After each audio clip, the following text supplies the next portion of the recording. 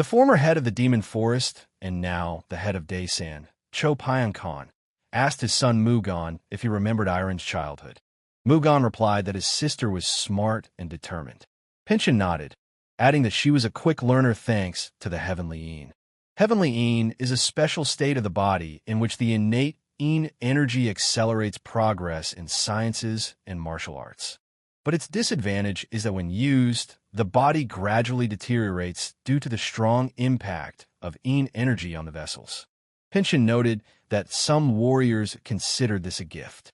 But for him and Mugan, it was a curse that took away a loved one. Mugan asked his father if he regretted breaking up with Iron. Pinchin admitted that it was his only regret. He wanted her to live the rest of her life away from the demon forest. He should have taken her earlier. But when he learned that she, while struggling with illness, gave birth to a child, he, as a father, could not accept this betrayal. Mugan said that since they had brought up the subject, he wanted to make something clear. He, Cho Mugan, the current leader of the demon forest, intends to make Chin Murup, the son of Cho Iron, the next ruler. A letter came from Shaanxi province. A young man will soon arrive here. This decision was made for the benefit of the forest. Mugan asked his father to be understanding. Pinchin thought about Iron's child, his grandson, how quickly he had grown up. The next morning in Shaanxi province, on the Yellow River, something strange began to happen. The wind suddenly picked up. Between the mountains, someone was fighting a demon-like creature that was thirsting for the death of its opponent. The demon was so strong that he did not stop after each attack, and at one point he used the Millennium Dragon Paw Slash. But the guy turned out to be more agile and easily dodged the powerful blow. Surprised, he asked who his opponent was. He replied that he was the Yellow River Dragon. The Yellow Dragon asked why the boy did not use his internal energy and threatened to kill him if he did not entertain him. The leader of the Ascension gang, Chin Murup, replied that in that case he would lose in an instant or even get hit on the head. The dragon, grinning, asked what did he mean by on the head, and what kind of stupid teacher was he. Murup gave up. What were they provoking him for? Such tricks don't work on him. Now he will show what he was waiting for. The dragon, startled, asked, really? Murup told him to watch carefully. He had learned this from his holy idiot teacher. Murup twirled his hands, and suddenly a piercing squeak was heard, cutting into his ears. His eyes changed dramatically, and thick smoke poured out of his mouth. The creaking continued. Murup used a god-level provocation technique, and then showed his middle finger, declaring that he was going to burst out laughing. The dragon, furious, asked, "Middle finger? Do you think that bothered me?" He began cursing, vowing to finish Murup off. At that moment, Murup noticed an opening and launched a heaven's explosive strike. The dragon did not expect this, not suspecting that he would attack right during the conversation. Astonished, he exclaimed that one blow was enough. May he die. He couldn't believe that some young man had defeated him, one of the top 10 masters in the world. Murup suggested that he stand up and hit back, and then wake up and sing. The dragon barked that he was not sleeping. Murup grinned, saying that he had been sleeping for about 30 minutes, and why he was so surprised. The dragon demanded to kill him, acknowledging Murup's victory. He waved it off. The fight is not to the death, so forget it, and advised to engage in energy circulation. The dragon burst out laughing, calling Murup a fool. He turned around and said that he would say one last thing before leaving. He's leaving today. If the dragon comes here again looking for someone to fight, Murup will really finish him off. Murup took a step towards him, but the dragon stopped him, saying that he understood. Murup hit him again anyway, adding what kind of teachers they were. The dragon was surprised. Just a slap? If I were you, I would break both my arms. You even give in to me in generosity? He thought that he had no enemies in this world except for the 9 other masters. But meeting Murup made him rethink many things. He, the dragon of the Yellow River, gives him the title of one of the 5 dragons. Murup interrupted, saying that he could do without it. Why do I need this? He said, ordering them to do without him. The dragon objected to the young lord that he could not refuse. This was fate. He would prepare a place for him among the 5 dragons. By the way, since the guy is leaving Sanching, where can I find him to challenge him again? Murup replied that he was leaving for a short time, and the dragon would not find him. He was a master of hide and seek. After saying goodbye, Murup told the dragon to come if he wanted to die. Murup thought that now he could stop worrying about the mountain caves for a while. The next point was the demon forest. This is the place where his mother was born and raised, the place that rejected them both. Of course, he goes there to become the new heir. But while in Sichuan province, he will take another step towards the Murup. His past must remain as secret as possible. Setting out on his journey, Murup could not believe that such a thing could happen. A robber, and suddenly an heir. Half a month later, in the demon forest, near the outer building, there were rumors that the boy's father was the hunter Odizan, who was certainly an extraordinary person. One of the locals said that, looking at the young man's face, it seemed to him as if the lady herself had returned. The friend agreed, adding that it was clear from his eyes that the guy's soul was as kind as his mistress's. The first asked if he was so sure of that. He replied that, of course. The eyes are the mirror of the soul.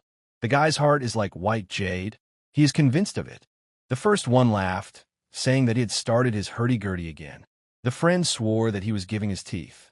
Meanwhile, Murup sat on the roof of the house and thought that his fate was not bad. He came, of course, but being an heir was somehow unusual. Murup asked Son what he wanted to say. The boy was barely hanging on to the edge of the roof, happy to have found him. Murup told him not to overdo it and offer to help.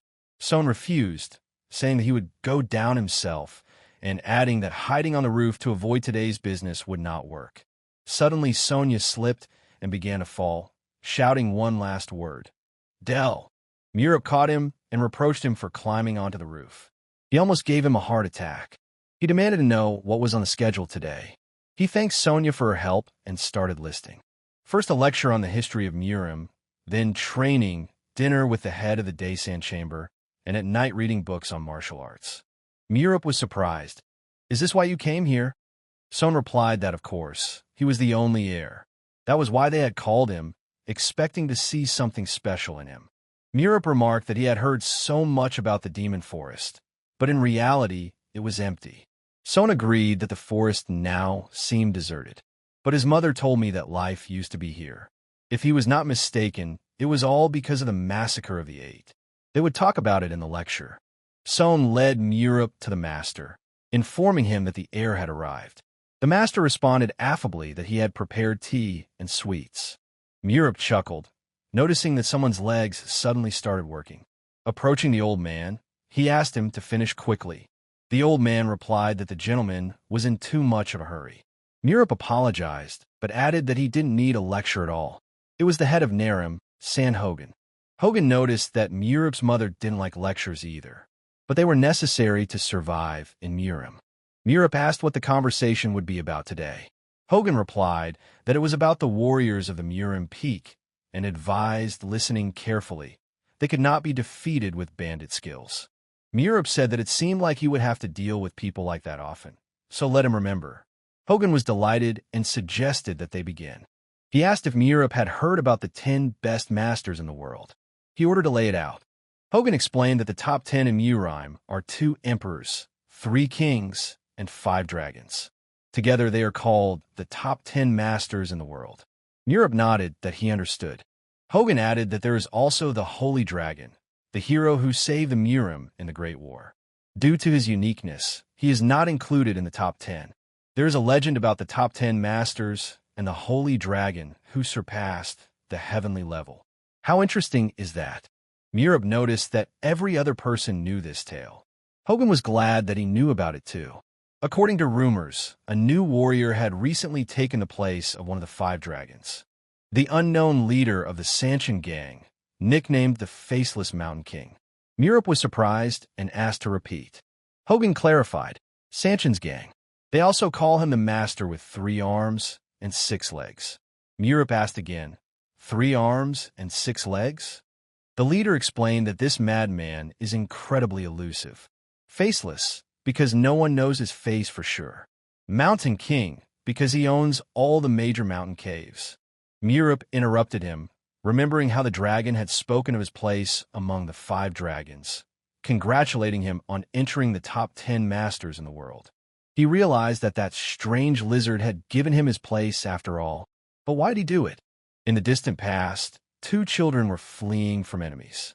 The older brother told his sister that he understood how scared she was, but she had to be patient. If they wait a little, the enemies will go away. The sister asked what happened to him. The brother answered that he would hide somewhere else. He told her not to go out under any circumstances until the sun rose. The sister nodded that she understood. Suddenly, a warrior shouted, ordering his men to search. The enemy was somewhere nearby. Appa ordered his sister to quickly climb inside the shelter. He decided to distract the enemies by running in the other direction without looking back. The warrior commanded his men to catch him. Appa noticed the shadows of his pursuers and realized that he would be caught. One of them threw a knife at the boy, but missed, only slightly scratching his hand. The wounded Appa decided not to run anymore. The pursuers, seeing him, were surprised that he was a child. But their leader declared that this was not just a child, but a child of Satan who must die. The boy asked the leader if he had forgotten the holy dragon's instructions. One must not touch children or those who do not possess martial arts. The leader replied that it was precisely this carelessness that had led to the World War. Hadn't they all paid the price for not destroying the 200 years ago? One of the warriors lost his wife and daughter, another lost his younger sister, and he himself lost his entire family at once. To prevent a second massacre of the 8, all inhabitants of the Hidden Valley must be exterminated. But suddenly someone intervened, ordering them to stop. The old man said that he understood their feelings, but the boy was not guilty of anything. The leader demanded that the old man tell his name. Or were they from the Hidden Valley? The old man replied that no, they were not from there. The leader then told them to get out. This puppy is a child of Satan. The old man objected that he did not agree with him. According to his information, this place did not participate in the war against the 8. They are connected only by common roots, but these are completely different things. One of the warriors said that this was the first time he heard about this. And where was the evidence? The leader snapped that evidence was not needed. For him, this boy is the same demon. The old man immediately shouted at Murup to act. Murup instantly rushed at the enemies and, thanks to his speed, disarmed them, taking away their swords to prevent disaster. He ordered them to leave immediately and added that he would not repeat it twice. The warriors were stunned, but the leader did not accept defeat and reached for the knife hidden behind his back. Murup's gaze made it clear that he already knew about the knife, and the leader, realizing this, retreated. The old man said that it was all because of him. Turning to Murup, he told him that in his youth he had taken in a boy. It later turned out that he, being part of the 8, started the war. He wouldn't do that, would he? Murup replied that he would see. The old man got angry and told his student that he was a scoundrel. The old man told the student that as he already knew, he would soon be retiring, so he had one serious request from you. Murup replied that he was listening. The old man said that many people were dying in the Hidden Valley. Let him help him make it so that they could live with the light before them. Murup replied that it was not an easy task. The old man said that for someone who had mastered the sacred technique of the 8 heavens thanks to the heavenly Een, it was possible. Since his inner strength is sealed due to the strong flow of Een energy, he will have to sweat, but he will definitely not let himself be offended. Murup asked, "Can't you just finish off the holy dragon?" The old man replied that such revenge never ends well. How about calling the mountain villages he would protect Ascension? In other words, the common sky. Murup agreed and replied that he would do as the teacher said. The old man said that since the boy could also become a target, he should always be on guard and keep his eyes open. Murup replied that he understood everything. He promised to be careful. The old man said goodbye to his student and told him to forgive him. But Murup said that this teacher excused him. It seems that he became some kind of faceless mountain king and one of the 10 strongest warriors. One of the top 10 masters is the leader of a gang of robbers. These are two diametrically opposed groups. But suddenly the leader came up to him and asked if the master could hear him. Murup understood that the teacher's first protege and the leader of the 8, who killed countless innocent people, was Huang Ongchong. With his destructive techniques, he instigated the bloodbath of the Eight, taking many lives. Even now, a huge number of warriors mercilessly deal with the inhabitants of the Hidden Valley. That's why he hides his true identity and pretends to be a fool who doesn't know what a Murup is. He remembered how the boy told him everything. And the strange dragon Huang, he is to blame for everything. Let him just fall into his hands, and he will know what pain is. At this time, Hogan asked the master to say something. The chief asked him, "Is something wrong?" He turned pale somehow. Murup replied that he was not feeling well, and he asked the old man if they could finish for the day. Hogan said that this was a coincidence. He had a story about a Murup man who, despite his health problems, was very active in the military field. Murup was very tired and asked him to stop. But Hogan said that he suddenly remembered the story of a man who became the strongest master in the world by working every day without rest. Chief Pinchin said at the meeting that since Mr. Chin's basic classes in Murumism are coming to an end, it is necessary to gradually introduce the lessons necessary for the heir. What will the others say? Hogan replied that in his opinion, at the present moment, when the situation of Sichuan was so unstable, the place of the heir could not be left vacant for too long. Why not move on to the really important step now? The head of Wareham, Yu Hassan, responded that he thought otherwise. Pinchin laughed and said that he thought the chief wouldn't put in a word today. Well, let him talk. Hassan said that they said that Chip Murup is the direct heir. But what matters is whether he is blood relative or not. He asked the others if there was a possibility for him to take over the title. That's the problem. And as Chief Daesin knows, none of them took the sudden appearance of the young man positively. Let them agree. It would be strange if they accepted God knows who as their successor with open arms. Let him give them the opportunity to test his abilities. Petchin replied that such a point of view was valid. Since such was their opinion, the leader of Urim should give Murup a task that would remain a secret even from himself. However, let its content and level be appropriate. Hassan met the gentleman and asked why he was here now. Murup asked why he was saying so veiledly that he didn't trust him. Let him lay out what needed to be done. Gazan was very angry and said that Chonghaian, let him return this place. It is located in the northwest of Sichuan province. Murup asked in surprise, return it? Was it stolen or something? Hogan answered that yes. The tavern was originally run by the Demon Forest, but then it was taken over by the Coles group. This is one of the clans of the Wicked Way. They are extremely difficult to deal with. Murup began to laugh and said that it is not for nothing that they say that even if a rich man goes broke, he will still have enough food for 3 more years. The guy asked, has the demonic forest fallen so low that all sorts of scum are already taking it away? Hassan got angry and told the gentleman to watch his words. The Kholsa are not just a gang. Murup also lost his temper and said that he was not sure that someone who had his business taken away by some shitty gang could yell at him. Murup apologized and said that he was very sensitive to sounds. And how does he understand that the tavern should be returned? Gazan replied that everything was correct. For his safety, he would be assigned a guard. Let him understand this. Murup wondered who this old man was telling off to. They decided to put surveillance on his tail, not security. Gazan considered the boy a bore and saw that he was good for nothing. Murup said that he would carry out his task. And for how long? Gazan replied that they had 5 days to do everything, and now they would see how he would sing later. Murup said that he knew it. He doesn't need 5 days. 2 days is enough for everything.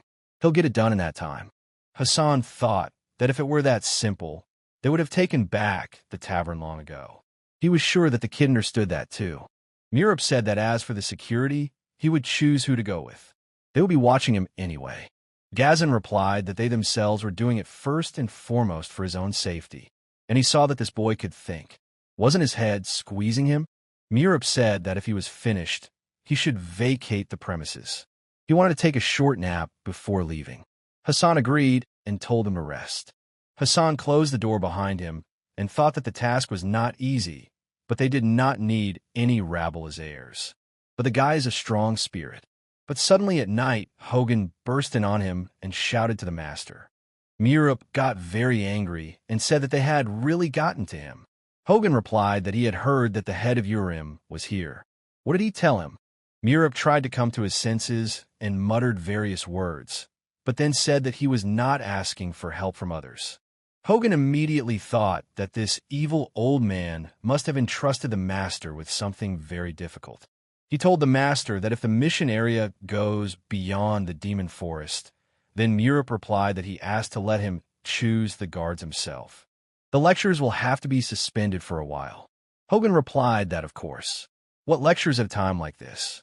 He really doesn't need help? Murup replied that since he was told to get out of it himself, there was nothing he could do. He, an outsider, had no other options. Hogan asked the boy if he was sure he could handle it. Murup asked if there was any point in talking. After all, it was all the same everywhere. Murup told the old man not to even think about following him. It only concerns him. Hogan asked the master where he was going. The boy replied that he was going to get some air. Murup came out and understood that it was high time to find some adventure on his ass. Murup realized on the way that his guide, named Son, was already asleep. Apparently, because only a little time had passed since their arrival. Murup said that there was only bamboo and nothing else. And now he was lost.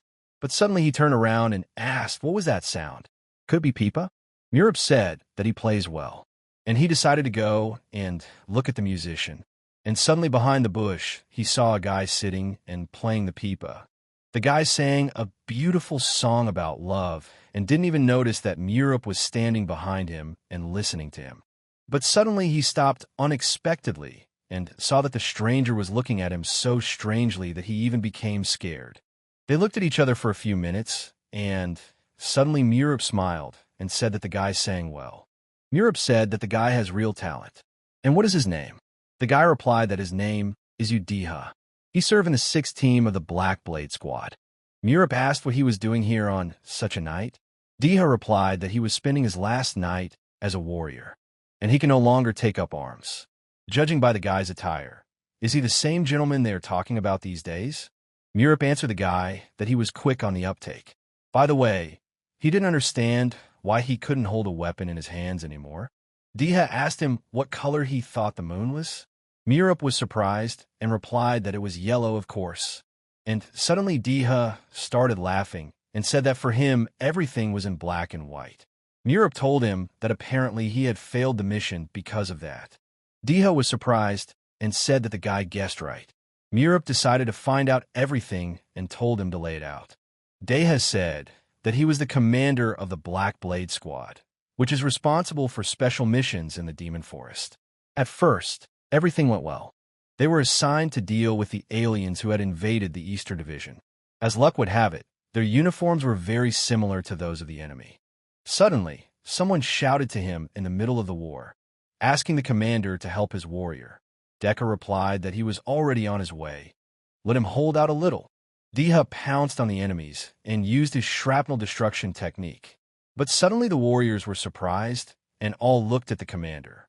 He ended up confusing allies with enemies and inflicting serious injuries on his comrades.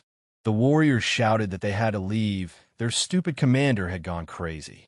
His unit was unable to protect the Eastern Division, so he was forced to retreat. After that, he was demoted, but due to guilt, he could no longer join the battle. Deha said that it was a lousy story, wasn't it? And thanked the guy for listening to him. And since Murup is the heir of the Demon Forest, no one will touch him in Chongqing, and wishes him luck in battle. Murup asked him where he was going. Deha replied that he thought he would go to some quiet place and do some farming. He didn't belong here. Murup asked, what the hell, agriculture? It was obvious that he couldn't get military discipline out of his head. Deha asked the guy what he meant. Murup told him to stop talking already, and told him to give him the sword. Murup took the sword and pulled it out, and said that the one who was lying about retiring had a very well-maintained weapon. He is a warrior to the core. A neat sword is the basis of the warrior's foundations in the demonic forest. He knew that this guy's pride would not allow him to completely quit. Murup told the boy to take him to Chongha's tavern, and he would fix his head. Deha replied that he would repeat himself again, that he was leaving these parts. Murup looked at him angrily and asked what he was saying. He had no place in the demonic forest? Deha answered that everything was correct. Murup was delighted and said that then they would definitely find something new. He suggests uniting as an outsider with an outsider. Deha understood that this guy had a carefree character and a life in which there was nothing left to lose. If he followed him, would he be able to change? After 2 hours, they reached the northwest of Sichuan province, Changha Tavern. Deha was very surprised and saw that they succeeded. The master one. 2 hours ago, in Sichuan province, in Chongqing City, Deha said that it has 4 exits. One is in the north, the second in the east, the third in the west, and the last in the south. All of them are connected by 2 paths resembling a cross. And the demon forest controls the northeast. Murup asked, what about the other 3 exits?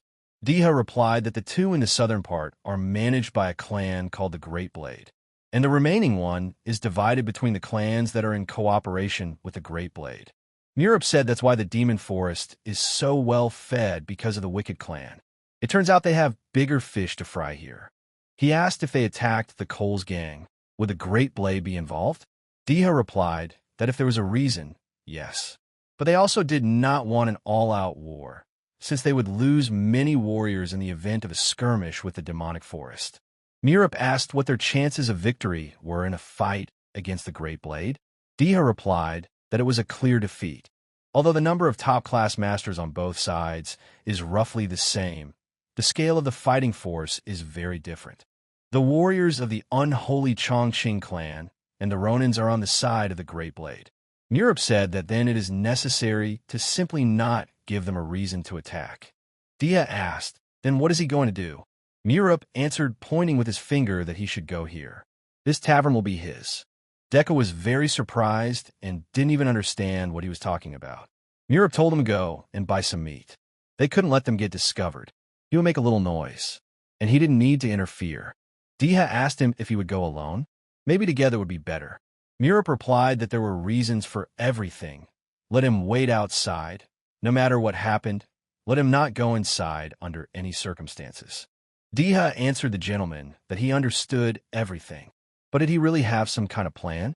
But suddenly everyone in the tavern stopped, seeing that someone had entered. Murup immediately turned to the chief and told him to give them a bottle of alcohol and something to eat. But suddenly one of the men called him cute and said that he hadn't seen him there before. Could he be passing through?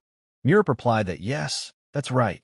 The man said that he speaks right away, because it seems he doesn't know the rules. At this time, they take their seats here in a slightly different way. The man asked him if he would show his wallet. It was the leader of the Kolsa gang, Yuk Muban. Murup immediately understood that these jerks from the Wicked Path do not know how to do it any other way. He told him that everything is really the same everywhere. Murup asked, are they such insatiable miners? Nothing is enough for them. He understood that the most effective way to get what they want is through negotiations. Muban became very angry at these words and immediately began to fight him and teach him a lesson. Murup knew that negotiations needed a reason. Muban punched him in the face, and one of his men grabbed his arms and said that the boy couldn't even dodge. He understood that the Great Blade would have no reason to interfere in these negotiations. He simply came to the tavern for a drink. And this incident will be an act of gratuitous violence on the part of Gyalsa. Muban immediately hit him with his elbow right in the nose. Deha stood outside the door at that time and said that he heard that the gentleman knows the basics of martial arts for self-defense. But it seems that he is much stronger than they say about him. If the Great Blade fits into all of this, but suddenly the door behind him collapsed, and Murup flew out like a sack. But suddenly Deha looked into the tavern and saw that he was not there, and the bandits were saying that he had given a good punch. He hadn't had such a blast this year either. Murup said at this time that he was outside. Deha picked him up and told the heir to wake up. Is he okay? Murup asked him if he had seen it. And such a Great Blade will not get involved. And then you just need to not give them a reason to attack. Muban said that this is a snotty parasite from the demonic forest who doesn't even know how to use a sword. And then Deha realized why the gentleman had brought him here. The men asked, hadn't this guy just named him heir? Such a wimp can't be an heir. Deha asked them if they even knew who they had just touched. Everyone immediately turned pale and said that this guy was lying. Deha replied that he was telling them to write. This gentleman is the heir of the demonic forest, and it was all over in an instant. It turned out that Shin Murup did not fight with the Kolsa gang, which is part of the Great Blade, but was beaten for no reason. There was no reason to involve the Great Blade, and the Coles gang was left in great debt to the demonic forest. The doctor was telling the boy at the time that he was very unlucky with the places where he was hit. There was a chance that he would never fully recover. Murup was frightened and asked him what he was saying. Shin Murin hired a local opera actor to pretend to be a doctor in order to put pressure on the head of the Gyalsa. Chief Pinchong told the boy to listen here. They raised the ears of all China to find Murup. At the moment, this young man is a potential contender for the place of the heir. If it were up to him, he would crush them all into tiny pieces right now. But in this situation, the opinion of the victim himself is important. Murup at this time said that he was sorry that he, as the heir, allowed himself to be beaten by the gang of the Wicked Path, thereby tarnishing the reputation of the demonic forest. Rumors of what happened have already spread throughout Chongqing. He doesn't know how to live anymore. He just wants to go to the next world. Muban was very scared at that moment and told the master that he was asking him not to do this. It was his fault. He understands that he won't be able to console them with anything, but let him at least allow him to pay for their treatment. The chief asked that he was now mocking him in terms of money too. Muban started waving his hands and telling the master that it was not so. In that case, let him name any wish. He will do whatever he asks. The leader immediately thought that the heir would have given the Great Blade a reason to intervene if he had used force. He understands everything, but he has no warrior pride at all. At that time, Murin was telling the boy to give him the tavern. The boy asked, "Is he asking for Chongha's tavern?" Of course, he will give it to him. Muban understood that he had come out on top. He had crippled the heir and sold the tavern for cheap.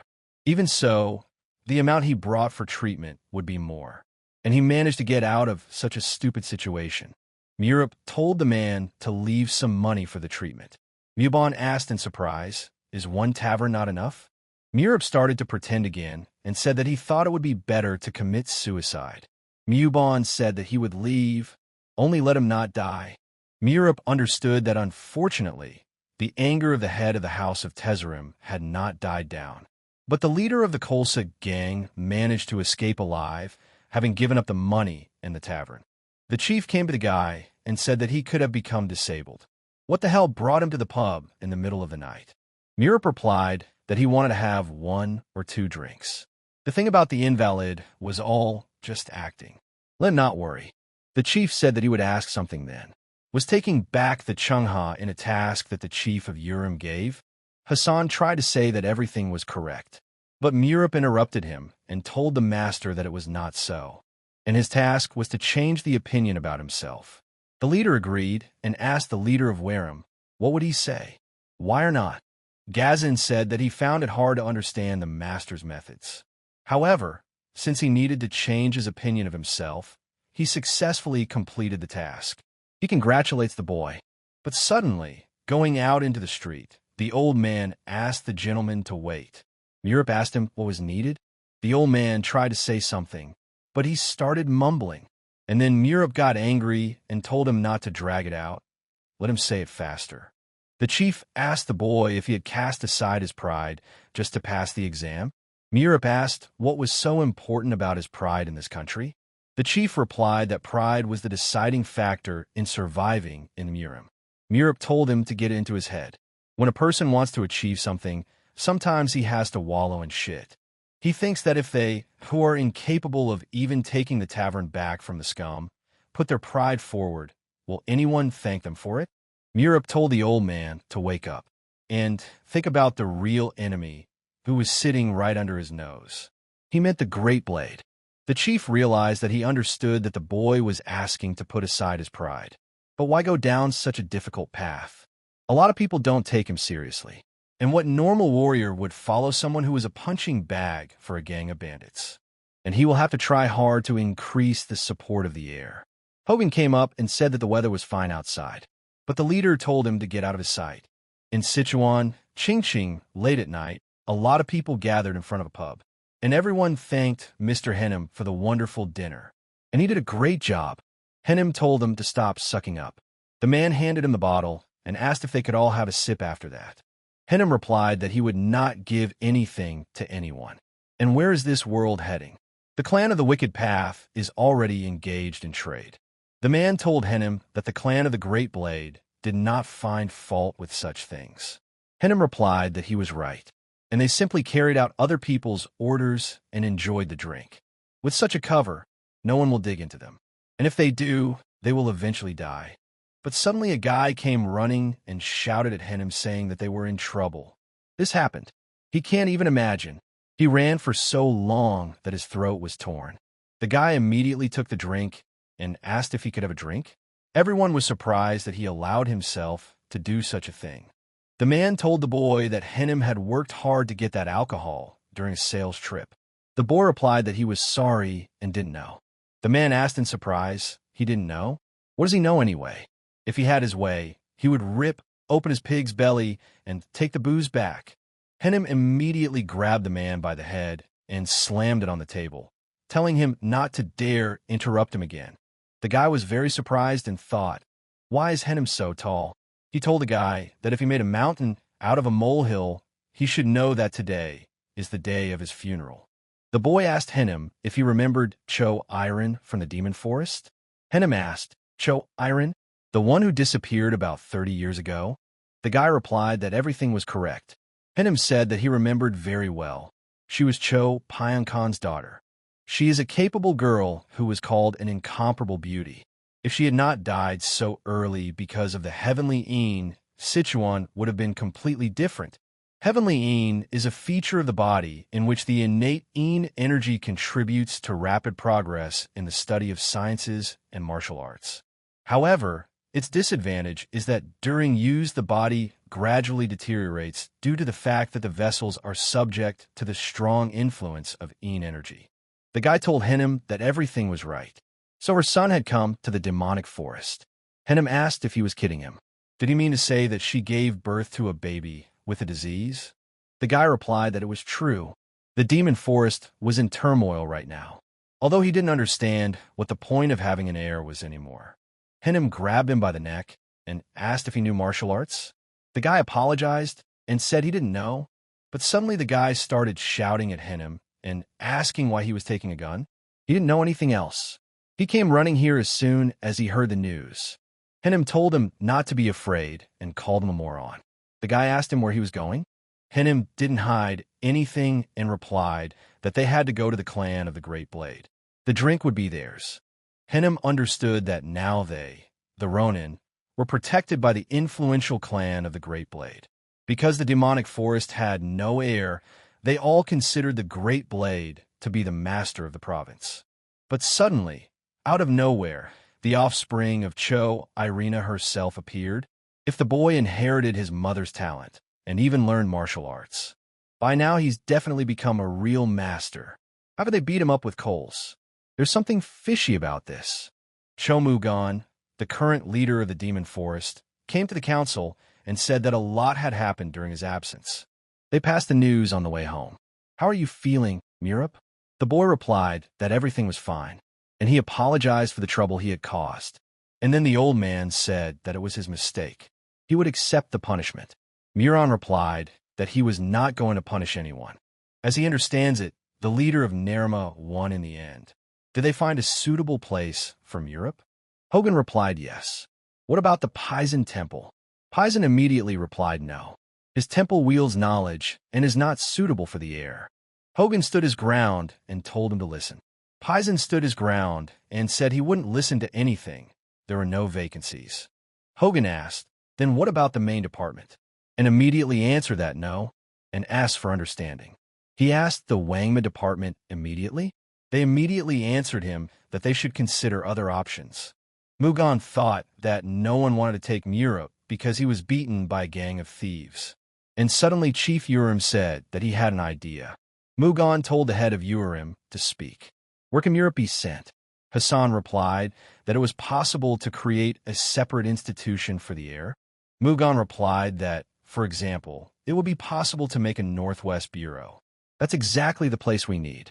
Hogan understood that the Northwest Bureau had been the past when the Demon Forest occupied a dominant position in Sichuan province.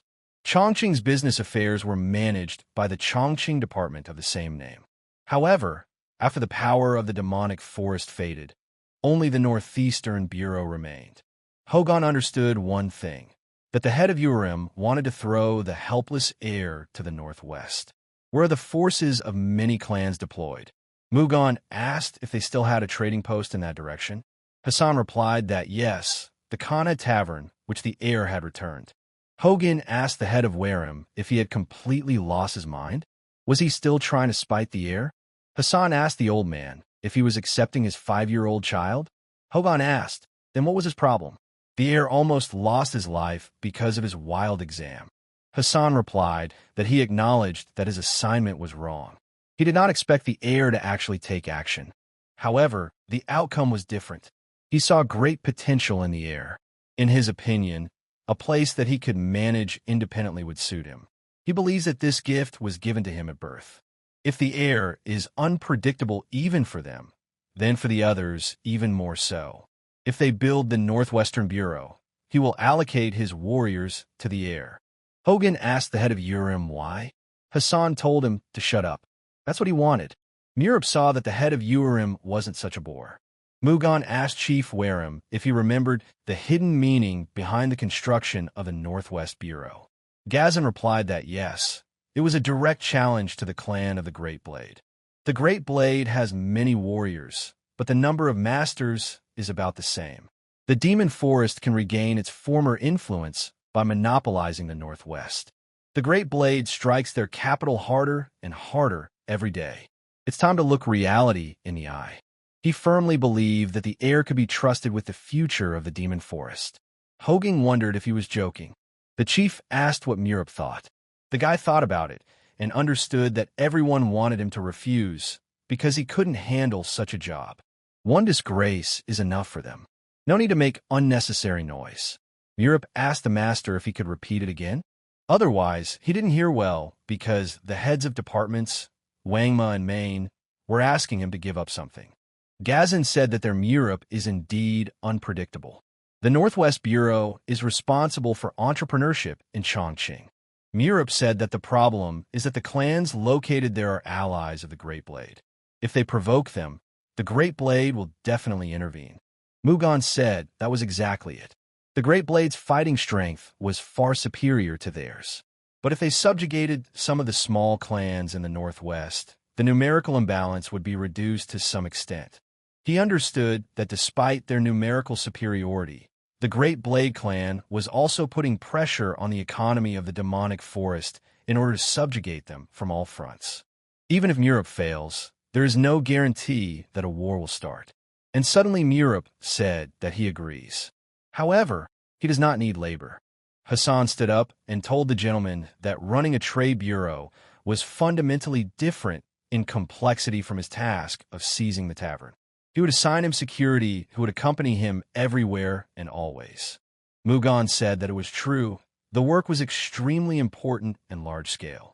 Let him follow the advice of the head of Urim. Murup asked if anyone would follow him. He did not need warriors. Mugan told him that he was as stubborn as iron. Hugin also answered the Lord that he agreed with him. Murup said he would go last, and it seems no one trusts him, but there is no need to worry. They will meet here again after he takes the Northwest. Hennem went to the chief and asked if they found it suspicious. The chief replied, Changha Tavern? I've heard of it. Funny. Hennem asked him what he meant. The chief replied that the boy had returned the tavern without ever using a weapon, so that they would have no reason to interfere. It is not often that in Murim, where everyone likes to show off their pride, you meet someone who pursues practical benefits. Moreover, he is his peer and even his heir. Surprisingly, they have never met before, but he already feels a connection between them. The heir of the Great Blade, the sacred sword of Sichuan, Zhongwagi, said directly that he wants to meet Qin Murup. At the moment of sending, Murup suddenly felt something and asked, is it Jin Huan who came? The boy replied that he did. He was Co Jin Huan, the leader of the secret squad, greeting his master. Murup told him that he told him not to come. Did he forget that they were watching them? Jin Wan said that he was at fault, but they couldn't let him go alone. He asked to at least let him follow him. Murup replied that he was as stubborn as a donkey. He asked Jin Wan where his subordinates were. Jin Wan replied that they were waiting outside the fortress walls so that they could take action at any moment. Murup asked, "Is living on the street really living?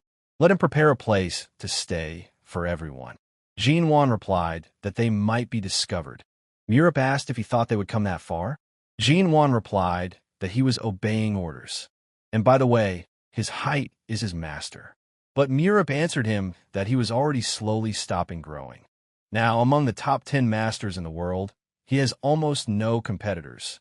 And when the growth process is over, the internal energy that the teacher sealed will return to him. And by the way, since he is here, he wants to throw him a job. Will he carry out this order? Jin Wan replied that the master should only give the order. Things are going well in the northwest. Thanks to the financial help of the chiefs of Narim and Urim, the tavern, empty after the departure of the Coles gang, saw new life. The same guys said that they welcome the heir. They are ready to serve him, the heir. He is the cook Puch, and the second one is called the peddler at on. The northeast also provided good labor, entering into the position of the northwest. Siakian greeted them and said that he had been wandering around all day and was now dying of hunger. Let them cook something they were most confident in. The cook said he would cook everything right away. Murup understood that with such guerrillas no one would clean out the tavern. Deha asked the gentleman if he could inquire what he was reading. Murup replied that he was reading a book that briefly outlined the situation in the northwest. The Jialsa gang, the military officials, the Sod clan, the Siakon clan, the Childo clan, the Muwa gang. What a bunch of shit there is already. Deha replied that the Jialsa gang and the Muwa gang were only here to support trade. Others earn money by transporting various cargo or people. Murup replied that there was something written about coals. And suddenly the cook brought the food and said to Murup, "This is interesting. The leaders of Jialsa and Mukwa are at odds with each other. Why does he think that is?" Deha replied that these gangs are similar in that they work for the clan of the Great Blade. You can consider Jialsa and Muwa as competitors, since they must prove their abilities in order to continue to cooperate with the Great Blade. Murup said that was correct, and he told Deha that he would have to be an errand boy for a while. At this time in Chongqing, northwest, the clan of the Wicked Path, the Kolsa gang was sitting in a tavern and saying that it was bankruptcy. It was the leader of the Kolsa gang, Yuk Muban. But suddenly the servant came and told the master that a guest from the demonic forest had arrived. Muban asked, "From the demonic forest? Do these freaks want anything else?" The servant answered the master that no. The guest had come with a gift. Muban said that this was where he should have started, and let them see what kind of gift it is. Let him come in. And then Deha came in and told the gentleman that they hadn't seen each other for a long time. Muban was surprised and asked, "A freeloader? And what does he want?" Deha answered that he was here on the orders of the heir. He ordered to give him a gift. The servant immediately grabbed the gift from his hands. Deha said it was fried cakes, a gift to celebrate the opening of the Changhai Inn. Muban asked, "Is this Brad in charge of him? He ruined his whole life with his old tavern. He doesn't give a damn about those buns. Let him tell me why he really showed up." Deha replied that that was all. He would drop by again tomorrow. Muban asked, seriously, did he really give the cakes and leave? The servant told the master that everything was correct. Muban told Tebin to follow him and report everything. Muban said that he blurted out that he would show up again tomorrow. He sensed that he had fallen off after such visits. Let him find out what was going on here and report it to him. A week later, Taebong, the master of surveillance and local cutie, has been watching Deha for several days now. After buying the risky flatbreads at the market, he always goes to them. During this time, he realized one thing. It seems he likes flatbreads. Since he only buys them and nothing else, which flavor will he get today? With bean paste or honey? He likes the former better. And suddenly Tebin came to the gentleman and said that that was all. Muban got angry and replied that he had been stupidly eating buns all week. Taebong said that his words hurt him. He actually got the information.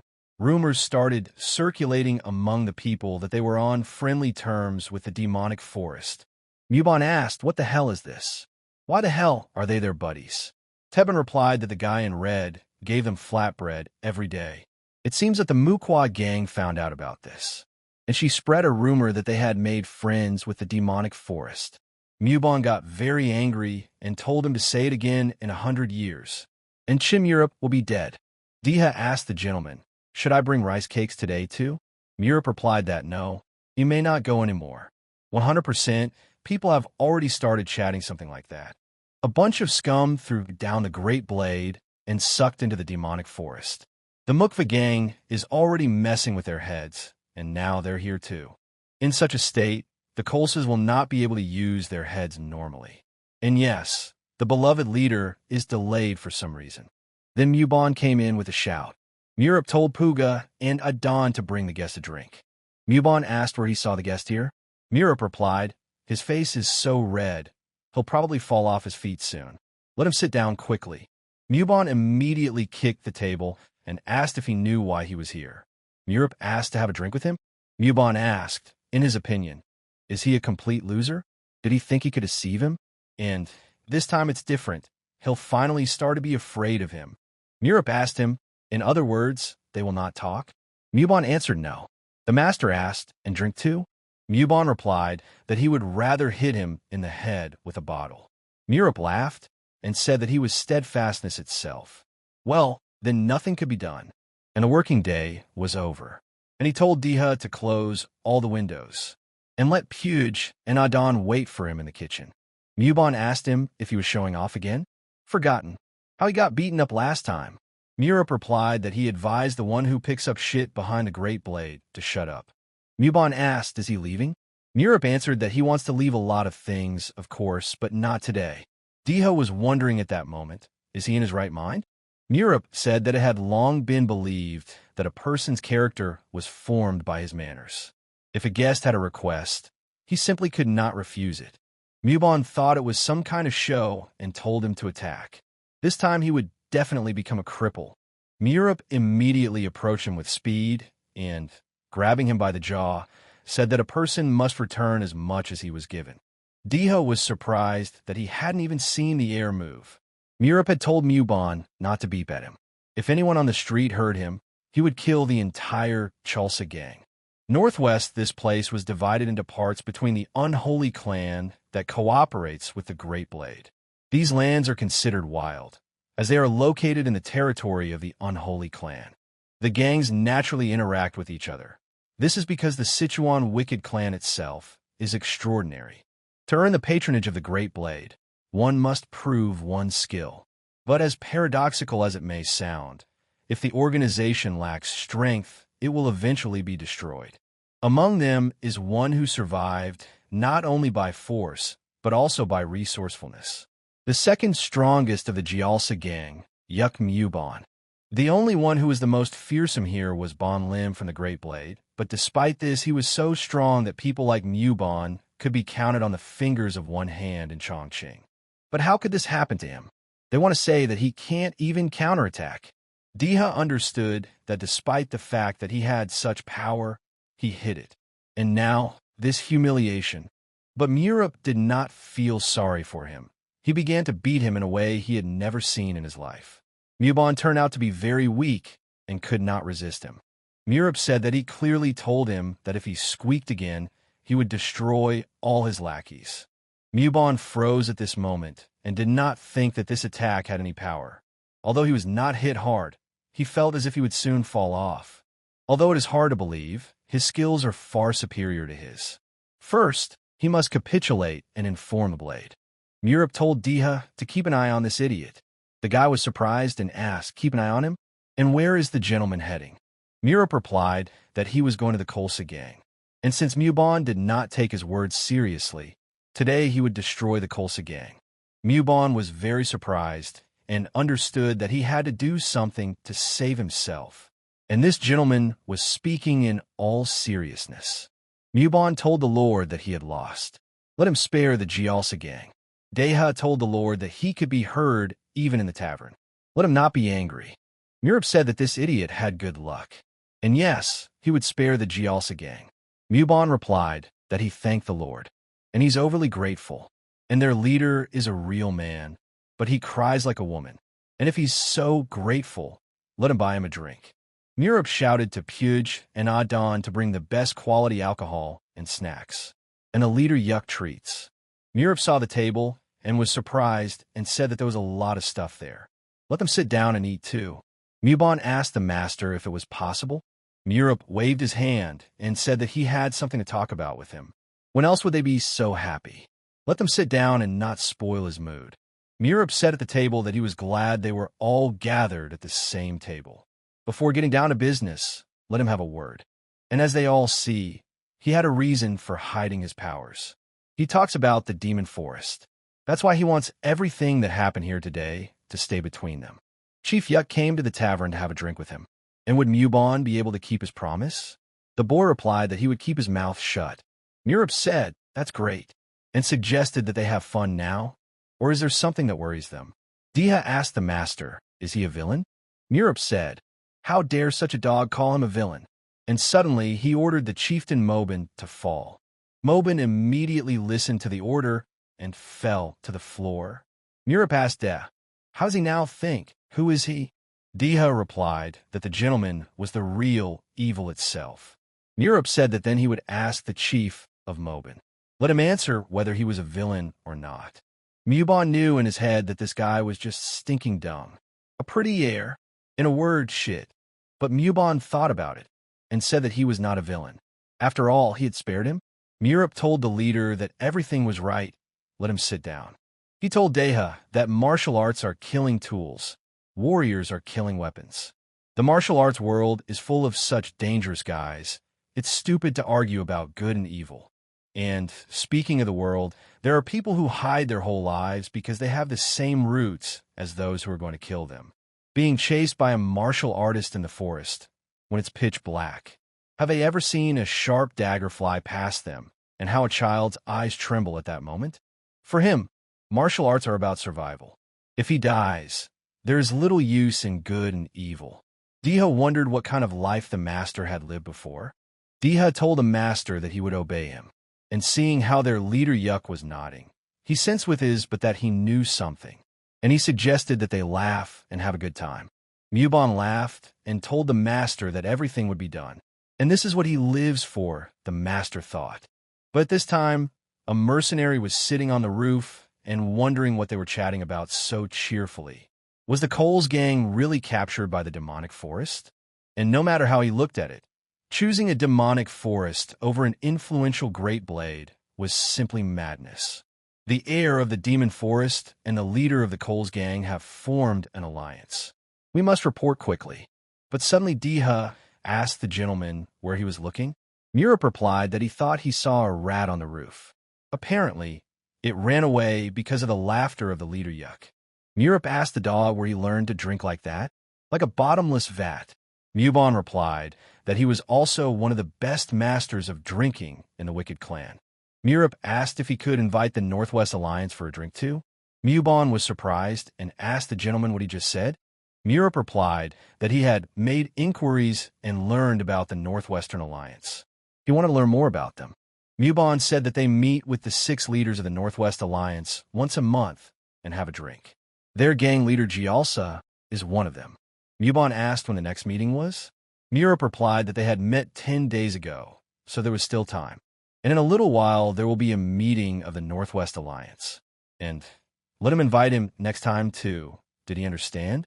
Muban told the gentleman that he would be informed. If there was no special business, they would meet at certain intervals. It could be a long time before the next meeting. Murup said that it was good, but it was a special thing. Something special was going to happen soon. But suddenly the stranger said, "What a bad hobby. How long will he pursue him?" The stranger asked. The head of the Silver Nothingness, Co Jean Wan, said that the 4th head of the Northwest, Quan Hyuk Bai, if they captured him, there would be 2 left. Let him just follow him. His master ordered him to tie him up. If the boy keeps quiet, he will untie him. The old man said that as expected, it was he who kidnapped the leaders of the other departments. There are no traces, so it was not the work of a gang.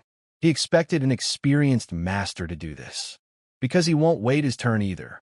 He specially forked out and hired security, and let the two-headed sword masters come out. It is said that the technique of the two brothers is almost like a divine sword. Chu brought their heads and asked, "What are these two-headed bastards?" He doesn't know about the masters, of course, but he made cripples out of them. The vice chief was late. He beat them up so badly that their teeth chattered. The old man said that this could not be. To defeat the best swordsman of Sichuan, Chu told him to slam shut if he did not want to share their fate with them. Then he should close his mitten and silently follow him. The vice chief pounced on him with his sword and asked how he dared to speak like that with the great blade. Chu wasn't even scared and easily repelled his attack, and in response, he dealt several powerful blows that even knocked out the old man's teeth. I told his man to calm down. Chu told the chief that no, he didn't understand. Whether it was the great blade or someone else, why couldn't they just destroy them? Looking at his technique, it seems like he can't do anything at all. He told them to stop because their god has his own plans. And as he said, he can handle this on his own. He will do the rest, and he will help their god. He hasn't forgotten how to address God, has he? Chu replied that yes, he is not a bandit, but a Ronin, ready to give his life for God. The guy is not a god, but an heir. And yes, their heir has succeeded. He has grown so big, their heir. You'll go to meet him. I turned to Chu and told him not to grin so widely, if he could help it. 2 days later, Chu came to the master with news. Murup was surprised and said that he was so tired of this man. Chu started laughing and said that he hadn't seen the gentleman for a long time. Murup told Chu that he was curious about something. Why did he of all the guys show up? Chu replied that no one knew him in Sichuan. That's why he was ordered to come here. Should he return? Murup replied that no. Jinhuan had already told him, hadn't he? Not to call him God, but to call him Lord. Chu told the Lord that he understood everything. Well, who else needs to be finished off? Murup replied that no one yet. Don't even take a step without his permission. Chu was very surprised and didn't even understand how this was possible. Chu said that if the Chakshul bastard were still not here, then why did he call him? Murup replied that he did not call him. He said to call anyone, but he was the one who showed up. Chu said that everything seemed to be so. Murup was very surprised and replied that he was about to go crazy. The gentleman told him that the boys from Chakshul would soon show up, so he should save his strength for now. Chu replied that he understood everything. Murup opened the door and told his boys to come in. Deha asked the gentleman, "Is everything okay? What the hell is this?" Murup replied that it was Ronin from Shangxi, who had an indirect relationship with him.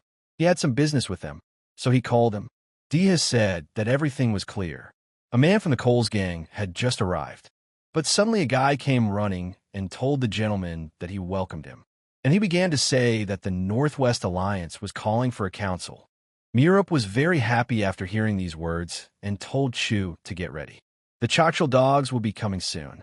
Northwest and Chongjin Fortress is a place controlled by one of the 6 gangs of the Northwest Alliance. The most influential gang is Saka. In this tavern, they meet once a month and negotiate. Despite the fact that the schedule of meetings was not observed, the gatherings were always held. But what was the master up to? Mobin wondered. Mobin told his men to wait outside. He knew that it would be very difficult to get an audience with these people because of the rumors about the demon forest. And apparently he was on their bad side. Damn it. And he felt terrible about this Mukwa gang leader too. Mubon told them to open the doors to him immediately. He knew one thing, that if he was branded a traitor, he would destroy them all. There was a gathering of the wicked clan of the Northwest Alliance in the Northwest, and Mubon said that apparently he was the last to arrive and everyone had already gathered. Moa gang leader Chu Quan Du said that Mubon was thick-skinned. Shouldn't he lick the demon forest's ass? Mubon replied that yes.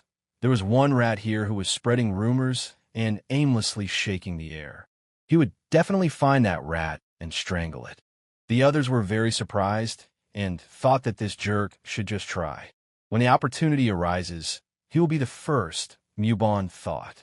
The gang leader, Saka Suk Jiamjong, said that if they wanted to have fun, they should do it outside. He didn't want to see them destroy his tavern. He would think about the problem of the Yucca chief. And it was time to start the meeting. Muban thought that he would breathe a sigh of relief first. The man told Master Sok that they had gathered before the appointed date. What was the rush that he had called all the leaders of the Northwestern Alliance? Sok replied that he had noticed the Great Blade soldiers scurrying around the streets like cockroaches that morning. He had immediately rushed to the Great Blade to find out what was going on. 6 leaders of the Great Blade were missing. Muban immediately realized that something special was about to happen. Mobin was very surprised and showed himself in a bad light, but said that he was simply too surprised. When he said something special was going to happen, he meant it, heir. And the leaders of the Supreme Blade are not just simple buns. What is the true identity of this heir? His heart will stop now. He asked, "Is this some bastard from the Demon Forest?" But suddenly one of them said that he did not think so. Due to the appearance of a new heir, the Great Blade carefully monitored the demonic forest. There were no suspicious movements from them. Speaking of the Great Blade chieftains, they are definitely not simple opponents. And in the Demon Forest, where there's not even a normal army, this risk is unnecessary. The second guy said that the knife in his bosom is much more dangerous than the knife that is waved in front of him. If this is not a demonic forest, then there is someone more dangerous? Juice replied that that was why he had gathered them here. He thought they should help in the search. The man said that was the problem with the Great Blade. But suddenly someone outside turned to the master. Mobin asked what was going on. He was immediately told that he should hide in a safe place. An unknown intruder broke in and destroyed their warriors. The master asked in surprise, how many of them?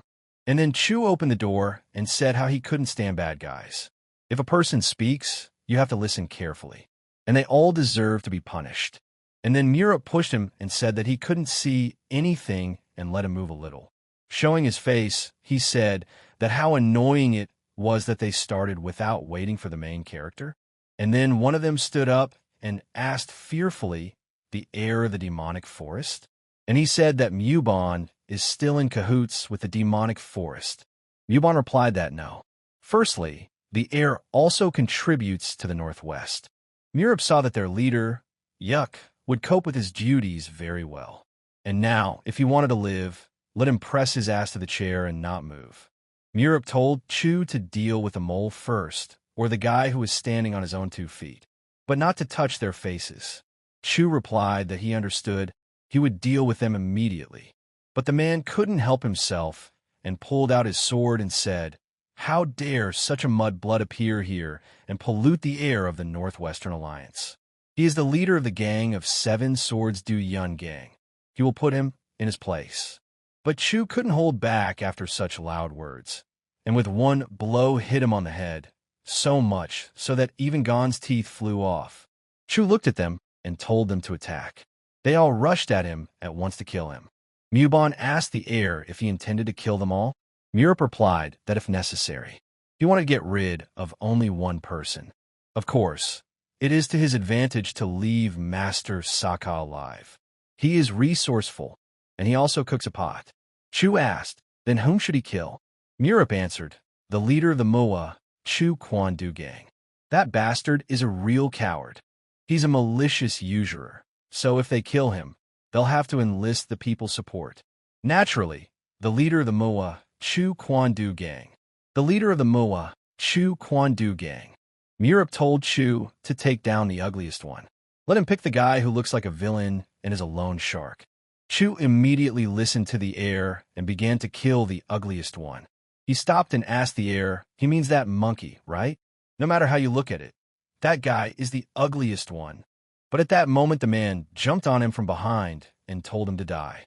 And suddenly Chu turned around and said that they would start with him.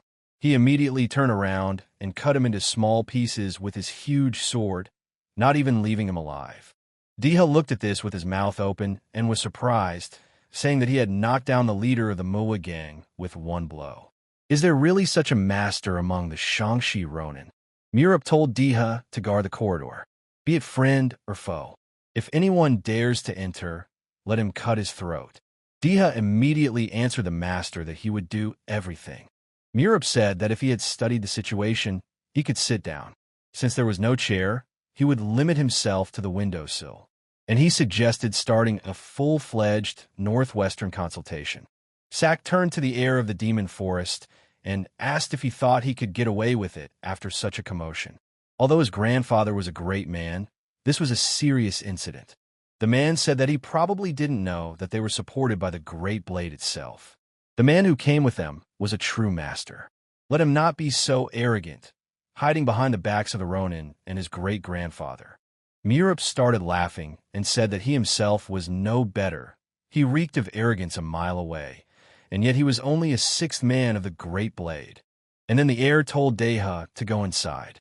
He turned to Chu and the guy that they would take turns. Let them block the stairs, and they could cut everyone. At this time, the warriors ran to them, and the captain told them to beware of this Ronin. Let him find a master and save him. The warriors asked in surprise upon seeing Chu. Him? But the mercenary came up and greeted them. Murup asked the others if they could hear his subordinates dying. Sack turned to the heir and said how dare he treat them like that and be so calm. But then Deha stepped in and hit him right from the elbow. Murup was surprised and told the guy that his energy was in full swing. What was wrong with him? Deha told him that martial arts are about survival. Murup said that was right. Mercy can return in the form of a dagger. If it has appeared, let him not let it grow even more again, and until the poison starts to flow out of the eyes. Sack asked him what his goal was. Murup told him that he was tough, and that old man needed to be finished off too. And then Deha started to destroy everyone one after another. Sack told the heir to stop, and suddenly the warriors outside were telling them to find the leader, and not to let down their guard. Their enemy is too strong. Murup asked if the second platoon had arrived yet, what loyal servants he had, but Sack shouted at them not to come in. Chu at this time told the head Saka that he would give him chance. If he wanted to tear him apart, then he would let him go, let him attack. Murup said that one of them is an insect of the demon forest. The other is still under the wing of the grandfather. But since they only have to deal with one monstrous Ronin, isn't this fight worth it? Muban immediately saw such a face and realized that it was an inexplicable feeling of fear. He never thought that there would come a day in his life when he would look at them with pity. Murup told Chief Yuk that the leader of the Muwa gang was dead. He could go and take over his territory. It was his now. Muban was surprised and asked, could he really do that? Murup replied that, however, all the property that had been taken by the moneylenders must be returned. Let him release the abducted women, paying their travel expenses. Could he manage it? Muban replied, of course. Let him leave it to him. Murup saw that he was brave and acted without hesitation. He shows no mercy to those he considers his enemies. Sometimes he seems like the worst villain in the world, but he has his own rules for survival. The same goes for Ronin, named Yin Chu. He has no hesitation. As far as he knows, among the Ronin of the entire world, except for Hexacalang, there is no warrior who displays such incredible strength. Murup asked the boy if he liked it. Muban replied that he did. It was clearly a technique that this suspicious heir had brought with him. But on the other hand, even though he decided to follow this guy, he wasn't worried at all. And today, he was convinced of that. At that moment, everyone bowed and told the heir that they would submit to him. Let them spare their people. Deha saw that as far as this man was concerned, he would definitely regain the lost dominance of the demonic forest. Murup told Deha to go and call Chu. If they didn't stop him, there would be nothing left of Saka's gang. And suddenly Chu told his mentor that he heard everything. Murup addressed the people present here to listen carefully. From today on, they will sever all ties with the Great Blade. Sack and his men answered the mentor that everything would be as he asked. Murup asked how much they were paying for the Great Blade. Sack replied that 5% of the profit from the business. Murup was surprised and asked, 5%? What is left? Sack replied that this was a deficit. The remaining amount was covered by commercial organizations or other means.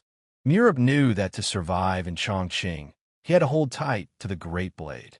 If he could attract funds from other sources to cover the business deficit, he told his men to forget about training masters or increasing their power. The Great Blade was simply a bunch of thieves skillfully maintaining power. Sack asked the heir. He saw the leader of Yuk didn't he? He is different from him. He has no intention of taking away their business. Murup replied that they should act as they had done before, but that a portion of the profits in the amount of 1% should be sent to the demonic forest. Sak asked the heir, 1%? Murup asked in surprise, is that not enough for them? Can he raise it to 2? Sak replied that it was 1%, but even then the risk was high. Murup asked, so Chief Saka was refusing? The heir thought for a moment and said that they would limit themselves to 1%. In exchange, the Northwestern Alliance must actively participate in the Demon Forest's activities. If they leave the Great Blade, they will inevitably face a crisis. If the Great Blade pursues them, it will sort things out. Instead of living like fish and paying 5% interest all their lives, wouldn't it be better to live their dreams by gradually expanding their holdings? The leaders asked if they would really have that chance, and then Murup thought and replied that he would bet his head. They immediately headed off and thought, aren't these the heads of the Northwestern Alliance? What fate brought them? And there is some strange atmosphere in the air. Did the mentor really make his contribution? Mugan said he had not expected to see them here. Sak replied that they had not thought this day would come either. After all, the Northwest Alliance and the Demon Forest are not on friendly terms. However, they are grateful for accepting them. Mugan said that it was good and asked why they had come. Sak replied that they were the leaders of the Northwestern gangs, and from that day on they wanted to make peace with the demonic forest, and he hoped for their favor. The leaders asked them, are they mocking them now? Aren't they part of the Great Blade? And suddenly Murup came in and answered, what jokes? Why do they upset people he found with such difficulty? And he introduced himself as Chin Murup from the demonic forest, greeting the ruler of Lim. Mugan told him to come through. He had wanted to see him for a long time. Lim explained what happened. Murup immediately suggested that they talk about the advantages they could gain by joining forces and the future they could envision. He asked them politely. Sak wondered if this was politeness in his understanding. Did it mean that bandits and pirates were still angels? Murup said that they promised to return part of the profits and actively cooperate with the demonic forest to save the business. Mugan asked if the heir's words were true. Sak immediately shed a tear and replied that he did so without reservation. The others were wondering at that moment what trick the heir had used this time. Some time ago, the leader of the Coles gang also came at the initiative of the heir. Could he really learn the apostles' technique without their knowledge? Hassan decided that he would look at these aristocrats. His eyes do not lie. What a curse. Hogan thought that it was an effective tactic anyway. How'd he tame these people? Hassan thought that this bastard Deha should know. He sees the mutilations on his face. What did the heir do? But Deha saw his menacing look and immediately realized that he was planning something. And perhaps he politely persuaded them. In the Chang'an Tavern, Sak said that this is how the Northwest Alliance entered into an alliance with the Demon Forest. And the borders of Chongqing underwent significant changes. Considering that the Demon Forest is located in the northern part and the Great Blade is in the southern part, Chongqing is currently divided into north and south. However, the Great Blade will not attack immediately until the gang leaders are found and the violators are tracked down. The Great Blade will not start a war. Murup replied that it was possible. He thought that in 10 days everything would be back to normal. He asked the leader of Yuk if he had dealt with the Mukwa gang. Yuk answered the master that yes. Only one guy, named Bayan, was adamant. The rest bowed their heads. And it was easy. After all, this is the power of the wicked clan. Murup asked the boy what would happen to the Kolsa gang if the leader Yuk died. Muban was surprised and out of fear asked the heir why he asked such a question so suddenly. Murup replied that if the man they serve dies and his subordinates have no desire to take revenge, isn't that frustrating? Then the boy told Muban that the heir wanted to tell him not to treat his subordinates like the deceased Chu Kwandu. Muban replied that he was not like Chu Kwandu, so he could rest assured. Murup told the boy he would keep an eye on him. How is the Great Blade doing? Sak replied that it seemed they were focusing on solving the case of the missing leaders and leaving Chongqing to the Ronin. Murup asked if the southern part of Chongqing was empty. Sak replied that the Ronin of Chongqing were special. It was hard to say that these parts were empty, since they also belong to the Great Blade. Among the Ronin, there is a great master called the Silent Salesman. He trained many Ronin who later carried out the most dangerous tasks of the Great Blade. They can't act yet, because the Great Blade itself will be watching them. Murup said that they would protect them from the Great Blade. They would take responsibility, right? After observing, he noticed that Chongqing was on a hill. From today on, the gang masters will be better observed from above. The boy told the heir that although Chongqing is at a height, it will be difficult to know the situation of each gang, since they are separated by buildings. Murup thought about it, and said that it was enough to fire a signal flare everyone would understand. From today on, he left Yongchu in Chongqing. But since he also needs to rest, he will put additional security. But in most cases, he can handle it himself. The guy replied that he thanked the heir for such a chance. Murup said that they should post 3 guards. In case of emergency, one should run to him, and the other should report to the commander. Since they're in contact with headquarters via carrier pigeon, they will be able to quickly request reinforcements. When the flare is launched, Yongchu will immediately come to their aid. If the flare is launched in 2 places at the same time, he would send an even more ferocious guy with Yongchu. Sak wondered if there was another monster. He couldn't have achieved everything with just one Ronin. If they hadn't surrendered that day, the Northwest Alliance would have ended. Murup said that in any case, while the Great Blade is busy with other things, this is a great chance for them. Let them not be afraid. The boys asked the heir one more thing. Murup asked, what? The guy asked, what if the signal rocket is launched simultaneously from 5 parts? What in this case? The heir said that they could hide or run away. The main thing is to hold out for about half an hour. Sak asked in surprise, half an hour? Murup answered that it was correct. During this time, he would burn the entire Great Blade and come to save them. Murup thought and said that he would go then and let them stay and digest the information. Sak replied that it was good. They would tell their subordinates about their plan. The guy said he would never understand this man. Sak also replied that he supported him. But suddenly one of his men said that he had definitely realized 2 things. When the war broke out, they would not stand by and just watch. And the heir is a man they would never want to turn into an enemy. The boys thought, what is this fool saying? Sak asked the others if they were stuffy and suggested having a drink and going. The guy replied that the heir said that it would be safe for 10 days. Nothing would happen from a couple of shots.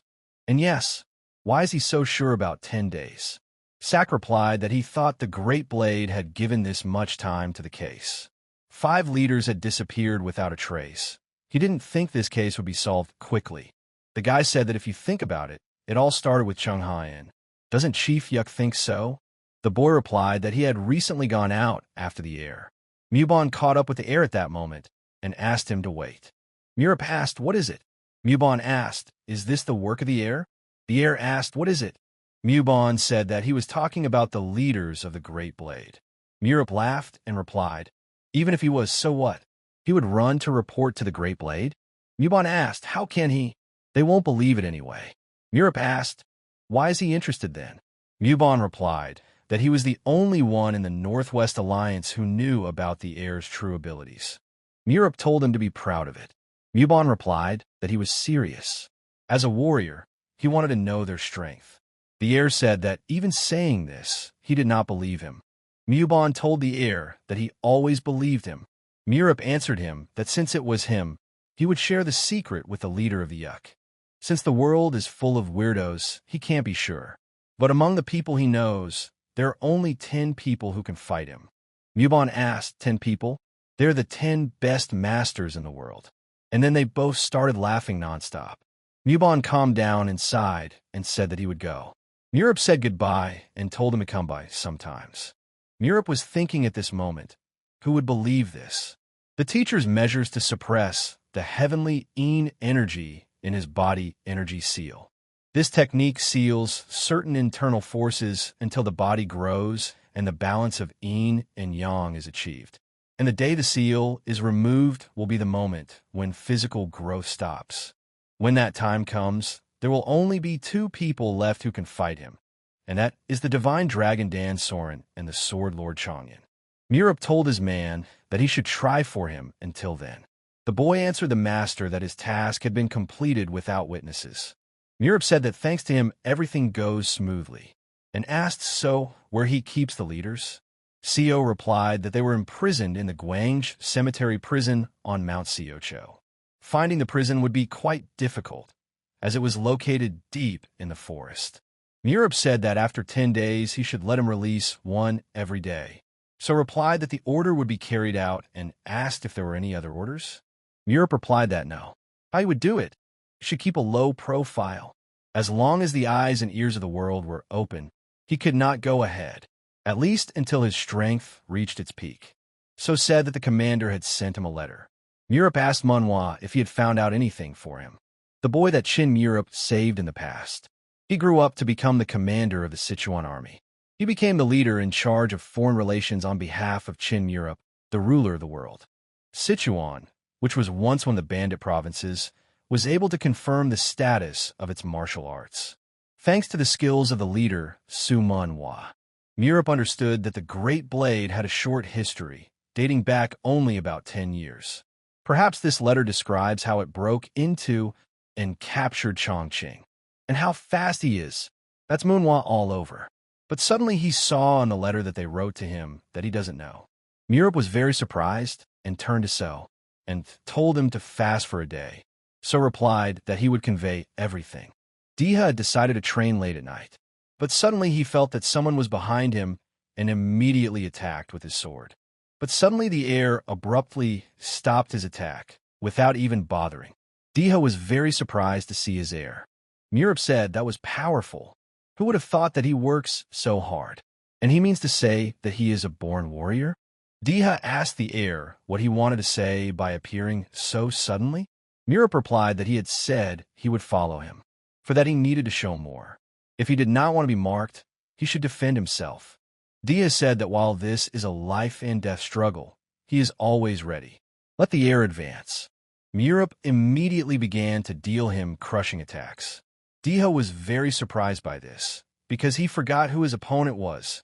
But although he is strong, he is not invincible. Deha decided to use his sword fury.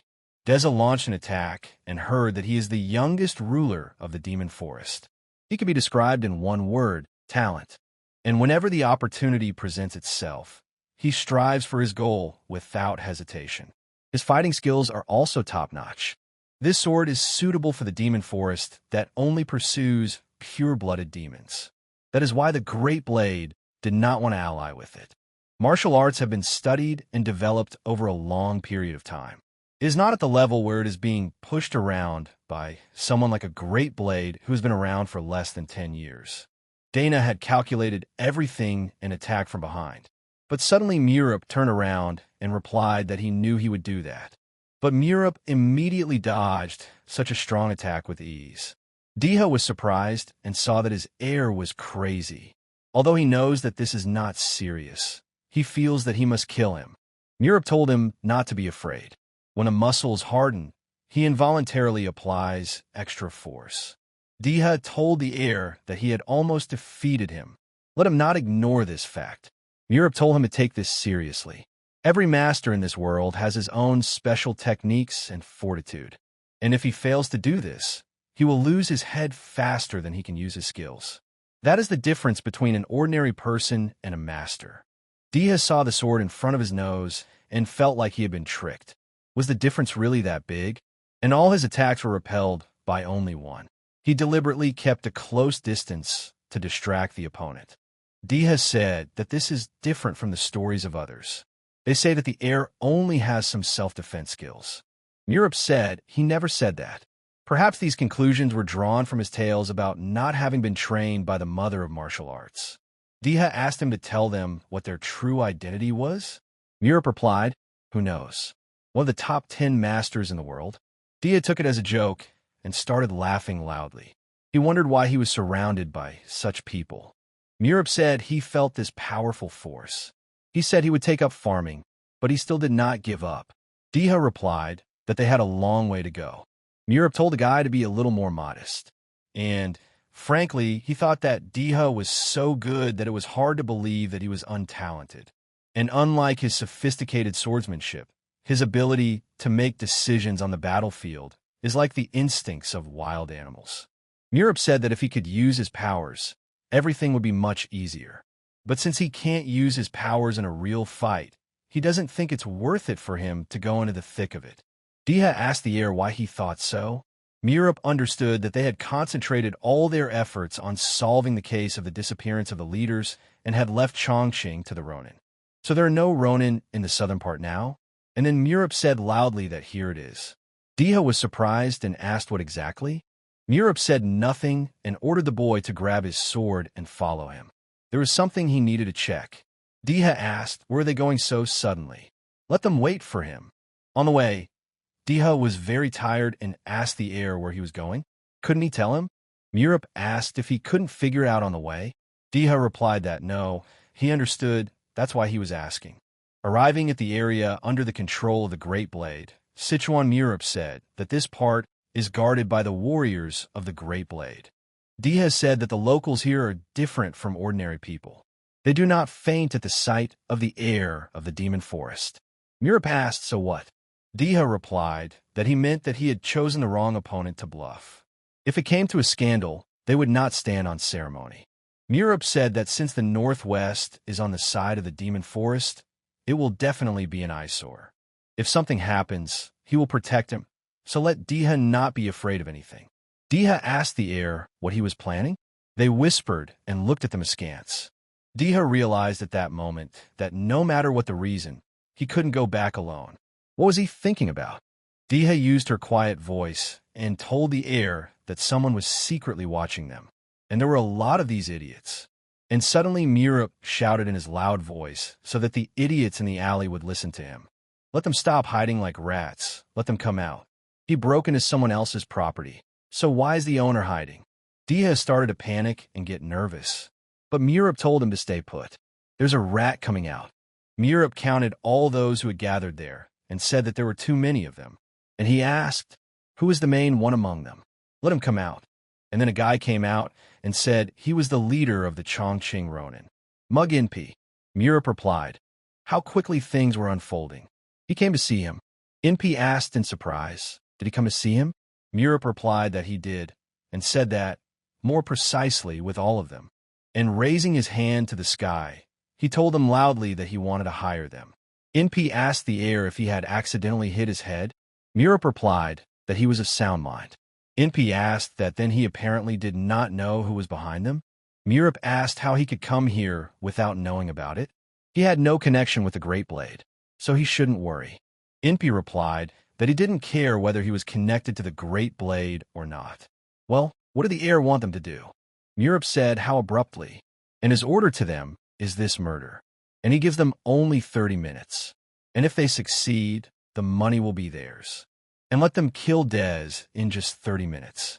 The guy was very surprised by this and asked what the heir was saying. Murup replied that if they lost this money, they were finished. So let him survive. Deha told the heir that he was bringing him to the southern part without warning and telling him to survive. Doesn't he know about the history of his sword? Murup answered the boy that this was why they had come here. There were no subordinates or comrades here that he could hurt. He can swing his sword as he pleases. The money allocated by the Lim ruler and the working capital of the Northwest are now in his hands. If they lose it, they're as good as dead. Deha thought and realized that losing money meant that he would die and something would definitely happen to him. Inpi suddenly apologized for interrupting, but they had received a task from his heir for a colossal sum. Apparently, he didn't even leave them a choice. He immediately ordered his men to set up a camp for the four ghosts. Murup was surprised to see that the Ronins had mastered the laws of the camp. Ronin, because of the individualism of the Ronin, there are not many warriors with worthwhile skills. There are masters like the Seventh Scholar. This is a unique case. It is said that Mug Yingpi is the most like a dark scholar among the Sichuan Ronin. He is an opponent that should not be underestimated. Murup saw that Ronin with such amazing skills. When Ronin who live for the day unite, it would be difficult to defeat them with basic skills. At this time, Deha was talking to himself, so that he imagined that he was on the edge of a cliff. And at that moment, everyone pounced on him at once. He thought, is this really his end? And suddenly Deha realized that he was a fool who trusted the heir. But in an instant, he swung his blade and cut the enemy's weapon. Deha himself did not understand how this happened, and suddenly he saw that his sword began to shine and immediately dodged the next attack. He thought that he could not have foreseen this. After his comrades were wounded, he could not fight as before.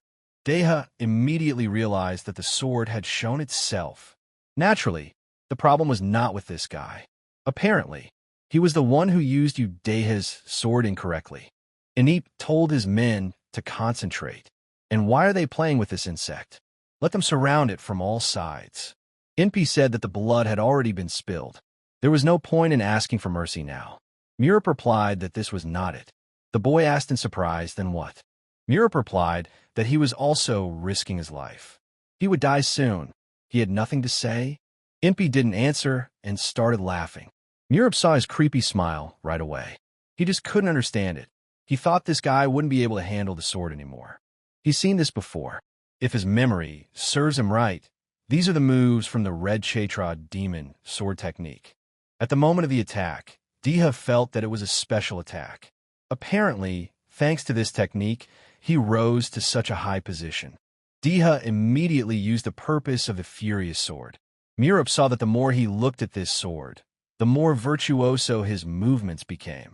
This sword became heavy, and when he defends himself with it, and it becomes very light and fast when you dodge enemy attacks. Murup told Deha during the battle that he was amazing, and yet he should sometimes look back. And suddenly he immediately felt that someone was attacking him and easily dodged the spear attack. Inpi told him that he had enough and called him an insect. Inpi said that those who remain alive would take care of the wounded and let them retreat. He would deal with them himself. Inpi asked him, he is Deha from the demon forest. He has been misleading the whole world all this time. Deha asked him, what is he talking about? Inpi replied that he was talking about the rumors that he couldn't fight. Deha said that he couldn't use a sword freely. Inpi stood up to him and told the heir that he needed to pay for the children's treatment, so he would have to take the money. Murup asked him if he had really come out in person, and he ordered Deha to keep his money at all costs. Deha said that his share was there too. Murup smiled and replied that he saw that the boy had grown up. Inpi immediately pounced on him with a strong attack. But Deha had anticipated this, and after parrying the blow, felt that it was heavy. At that moment, Deha realized that he had made one mistake, and he shouldn't block this attack. He needed to find an opportunity to use the sword's fury. Each time Inpi came closer and closer, and the last time he saw that the guy was a little confused and, while attacking, shouted for him to die. But Deha was faster and was able to dodge him. Inpi was very tired, but the feeling of money did not leave his mind, and he decided to fight until his last breath. Inpi said that he sees that the demonic healer has not fallen yet. He can't believe that they're hiding a master like Deha. Deha replied that the real reason for this was freedom. Inpi knew in his head that too much time had passed. Unless he uses a secret technique, this guy will be hard to kill. Let the heir not curse him. They both tend to bring their precious subordinates to death and use the appearance of a personal tiger. At that moment, Deha was thinking, why did he use a secret technique in such a crowded place? And he felt that the wind direction had changed. Could this really be Ronin's combat technique? Inpi said that he was asking for his forgiveness, but he would have to kill him with this technique. And suddenly Murup stopped them and said that it was enough. Inpi became very angry after this and asked the heir what this meant.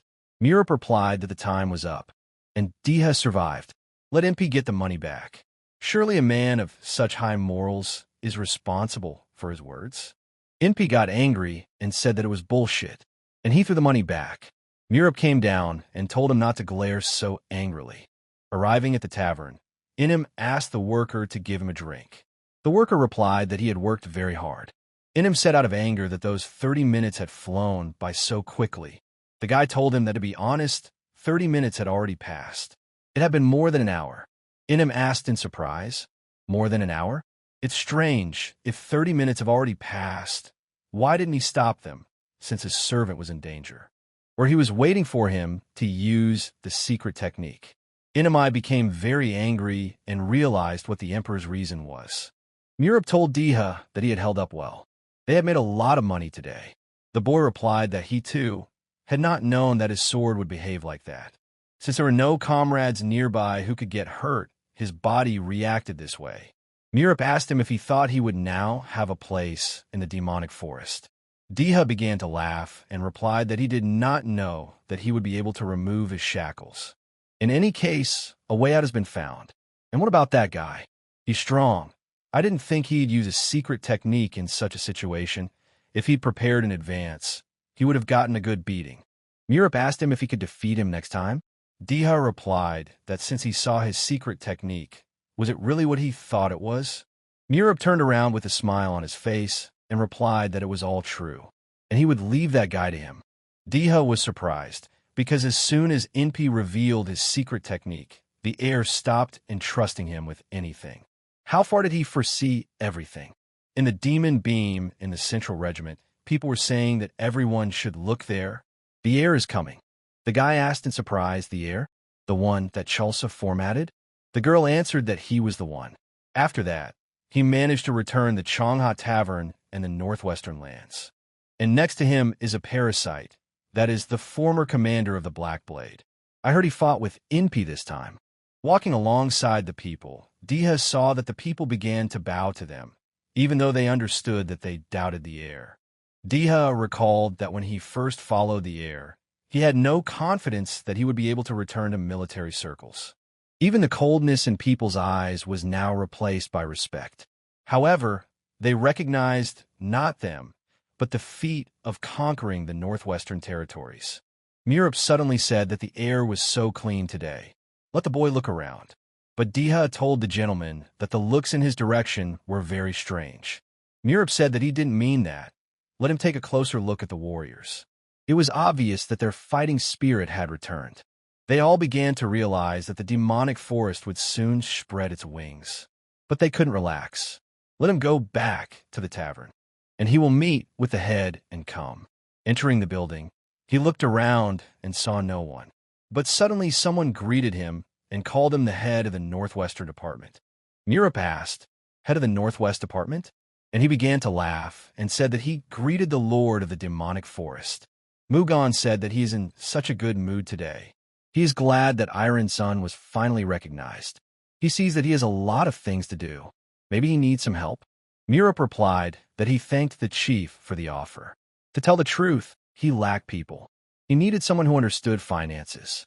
And the heads of the northwestern part, of course, will not joke with money. But he thinks that everyone will be calmer if they have someone responsible for such matters. Mugan knew that Murup was right. If he sent one of their people, he would not have to worry about anything, even if there was not enough money to pay the taxes due to poor trade. Mugan thought about it and said that he would send a man there. Murup immediately thanked the chief for his help. Murup told his uncle that he had taken over the Northwest this time. He thought they already knew that his next target was the Great Blade clan. Mugan replied that of course the Central Pole had already begun secret preparations. Murup said to allow him to ask one question. What future does he want for the Demon Forest? Mugan replied that he wants to ensure that every warrior can live with their heads held high. Murup asked in surprise, "Is that so?" and said that he would fulfill his wish. Mugan asked, could he ask for something else? Murup turned around and said, of course. Mugan said he wanted to get to know him better. Ahead of them lies a war with the clans of the Northwest and the Great Blade. Until today, none of them could even think about it. He didn't get to talk to him because of work, but he knew from the start that he was different from everyone else. A demonic forest where everyone can live with their heads held high. His wish as a lord, and his wish as an uncle to destroy the wall hidden behind his nephew's smile. He understands that a lot of time has passed, but could he share his past with him? Murup thought for a moment and replied that the Great Blade could begin to act at any moment. He promised to contact him from time to time through the Northeastern Department. Mugan was surprised and laughed and said that he understood everything. Murup immediately asked for permission to deviate. Mugan told the boy that he was not a simple robber before. It doesn't matter who he is, how he lived, and what lies on his shoulders. Let him remember, first of all, he is his family, and he would like the demonic forest to become a place for him to which he can always return. Leaving the room, Murup grabbed his chest and asked himself if he still had these feelings. He lost his parents early, so he grew up under the tutelage of a teacher. Of course, he is grateful to him for everything he taught him. But if his father and mother were alive, they would definitely look at him with the same eyes that his uncle had just looked at him with. And these feelings are clouding his mind. Let him come to his senses immediately. All this will have a bad effect on him. He remembered in his mind that there was a mother's wish or a teacher's dying wish. If he had to choose between the demon forest and Ascension, unfortunately, he would choose the latter. The demon forest managed to survive somehow, but Ascension wouldn't last long without it. And by the way, his uncle has a complicated dream. In order to take over Chongqing, it is enough to get rid of the Great Blade clan. And in order to get Sichuan, one only needs to bring all the clans to his feet. But since Uncle wants to see a demonic forest in front of him, in which everyone can live with their heads held high, here he will have to become so strong that everyone will have no reason to worry. Like the pinnacle of harmony, the strongest clan of the Murima. Because of the Great Blade, he will not be able to leave these lands for a long time. But if the family's cherished wish is fulfilled, the mother will be able to rest in the next world with peace of mind. But suddenly Deha asked the gentleman why he had been gone for so long.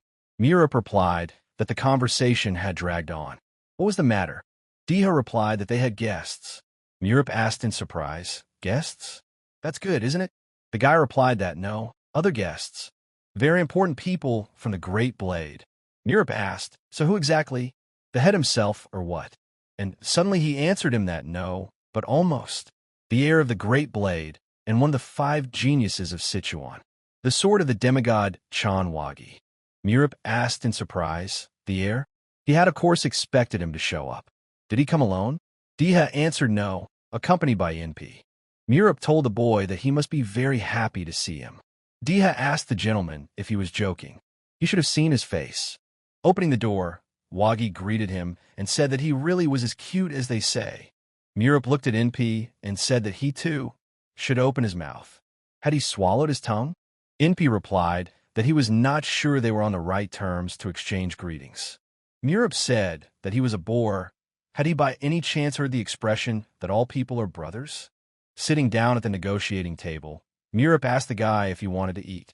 Let him speak if he did. And don't be afraid. He won't rip you off for money. Wagi thanked him and said that he had eaten before coming. He would be happy with just a cup of tea. Murup told the boy to make tea if there was any. Deha told the gentleman that he understood.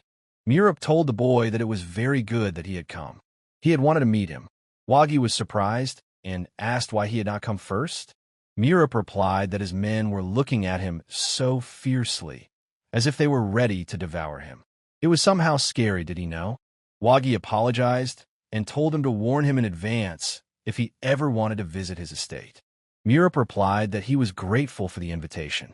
He would drop by when he had time, and then he should not forget to buy some drinks. Wagi said that he promised to prepare good alcohol for him. Inpi watched as they poured tea for them and thought that he was some kind of buddy to the heir. Both were impudent. Murup told Deha and his men to leave them alone. Wagi also ordered Inpa, who immediately replied that he understood and would wait for him outside. Wagi said that Murup went from being the son of a hunter to being the heir to the demon forest. How's that leap feel? Murup asked what was so important about being the heir to a demonic forest that could collapse at any moment. Wagi replied that there were many people in Sichuan who still remembered the glory of the demon forest.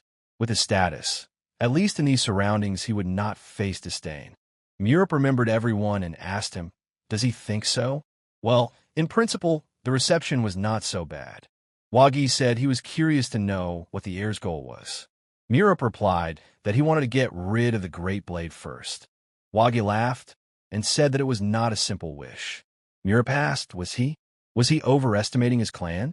Wagi replied that if they were an easy opponent, the demon forest would not have lost its supremacy in Chongqing.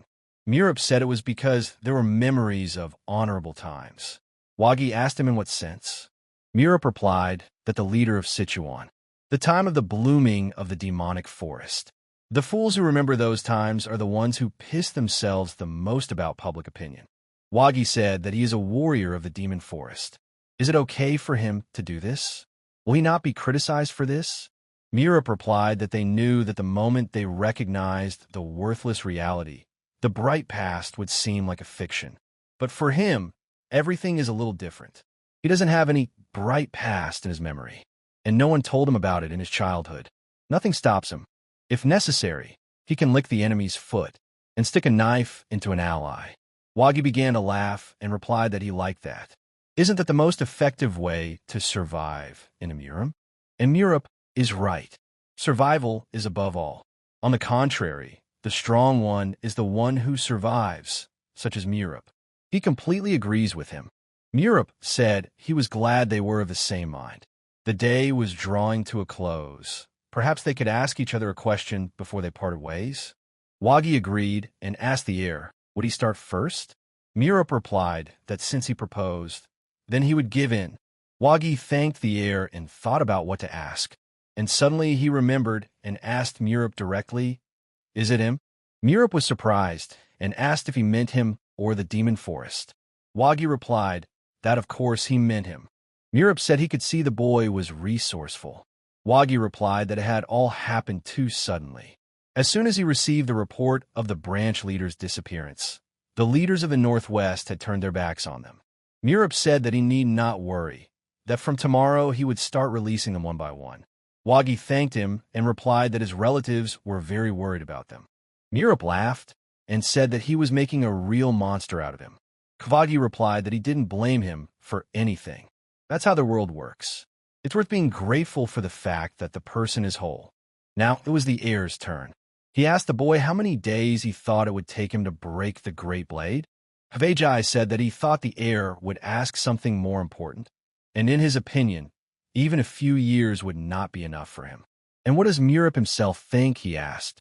Wagi immediately showed both hands and replied that 10 days. It was quite possible to get rid of them during that time.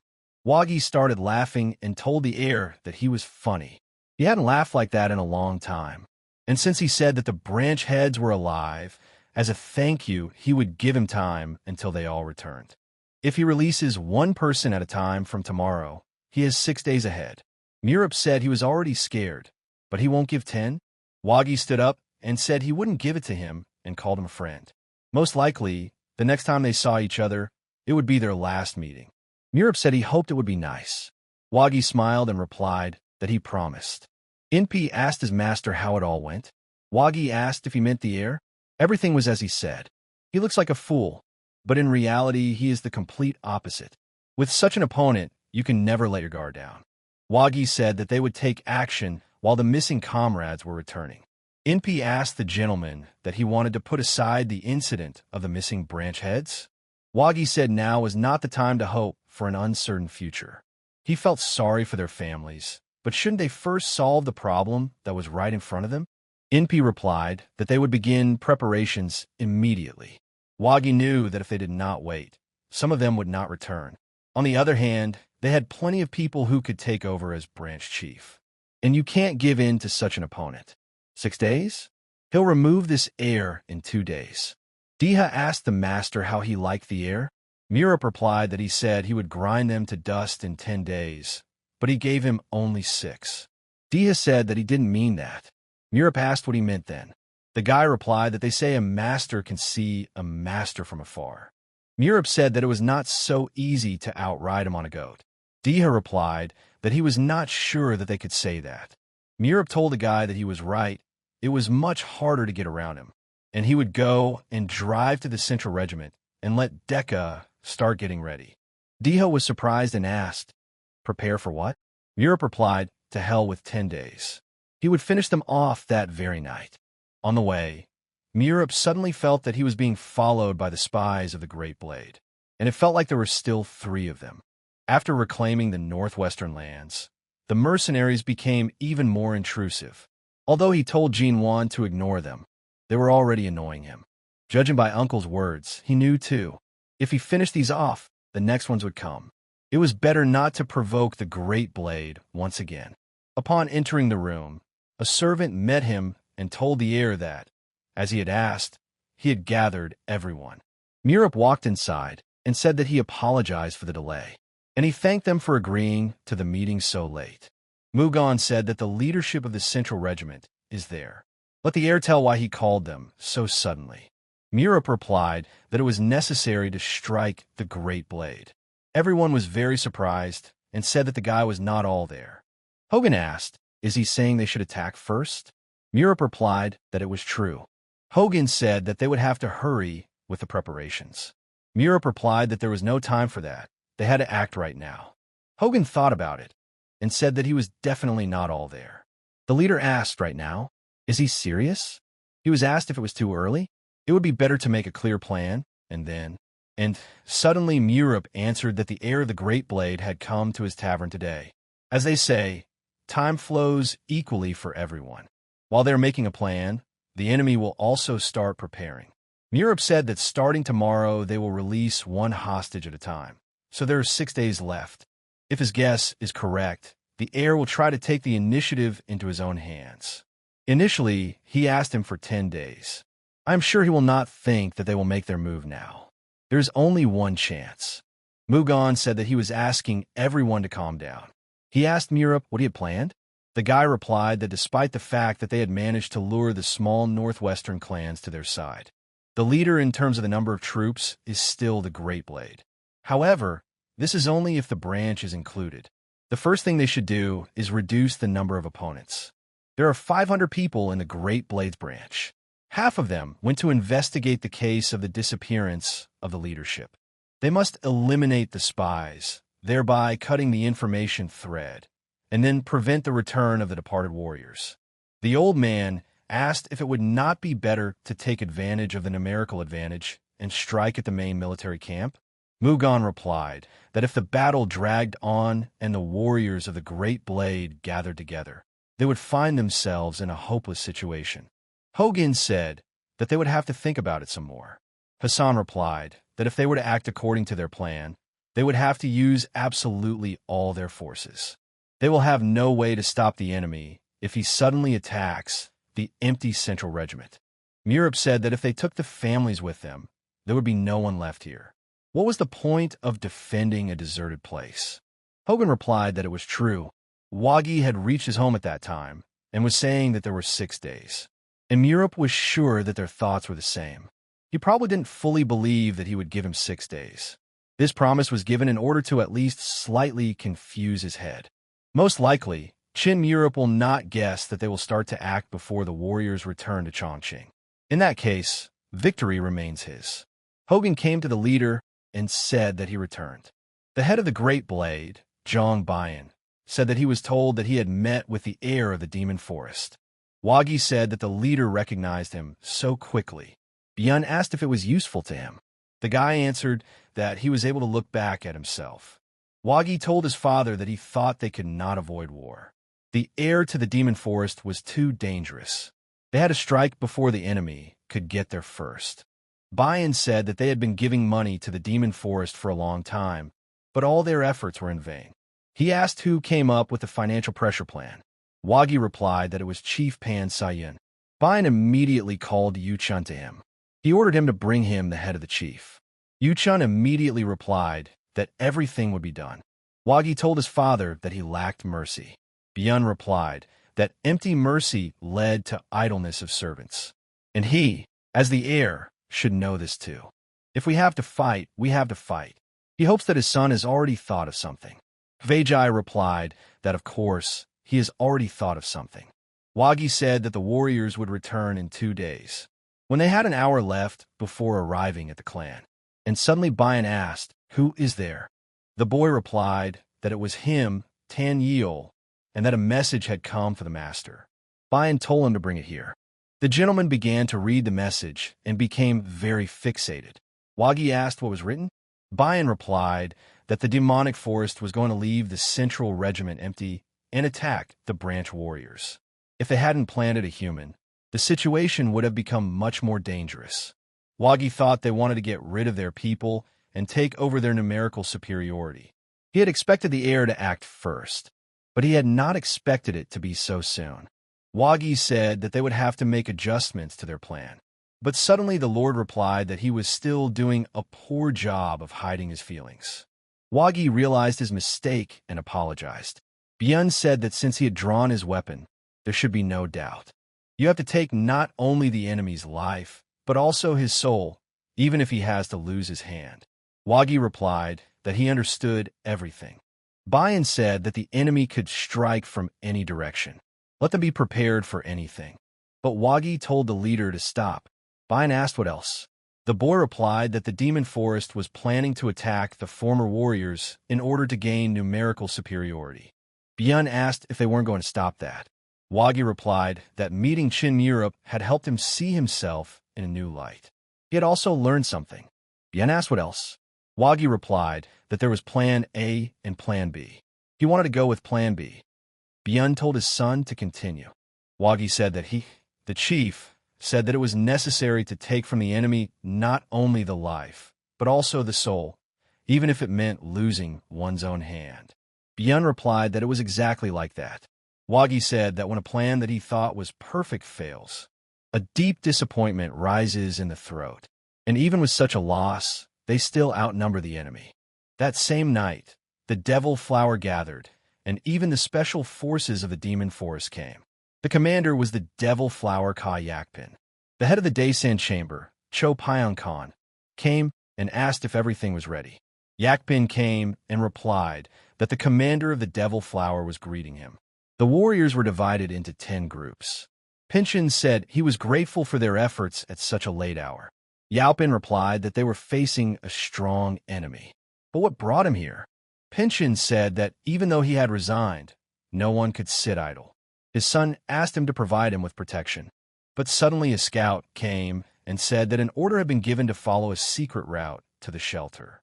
Pinchin said that it meant they were starting, and wished them all luck. Suddenly Murup knocked out several scouts from the enemy group and said that these were the last ones. Mugan said it was a great job, finally finished with these bugs. Murup said that their people were safe now. It was time to act. Mugan replied that this moment had indeed come, and it was time to distribute themselves among their units, and the meeting would be at the appointed place. The boys immediately wished their master good luck. Hassan also said that he believes in his people. Mugan headed off with his men, and turning back saw that Murup was not lagging behind. He knew that he had not wasted time. The sacred technique of iron snowstream can only be mastered by women. There is no technique like Murup's in their clan.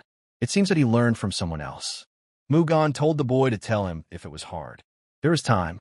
Murup told his uncle to stop here. Mugan asked, right now? Murup answered, yes, right now. The leader asked, what's the matter? Wasn't it he who suggested attacking the enemy army? Murup replied that this was only Plan B. Mugan asked in surprise, Plan B, why didn't he choose Plan A? Murup replied that when he went to the Central Regiment before the meeting, there were 3 spies hiding nearby. However, they only caught 2.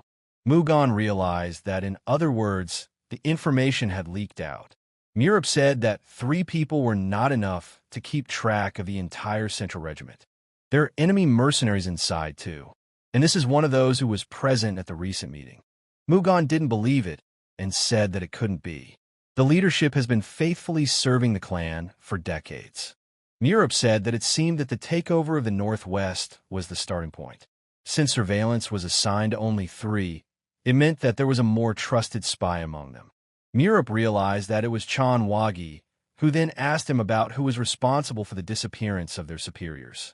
His decisive response seemed as if he hadn't even suspected the demonic forest from the beginning. Only Deha and the leader of Gyalsa saw his abilities. Deha was removed from an important position, so he is no longer a candidate.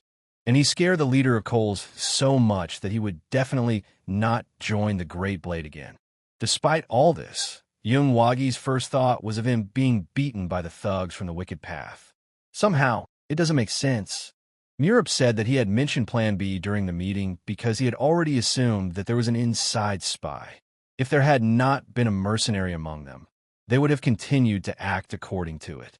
But now we have to switch to plan A. Mugan asked what to do.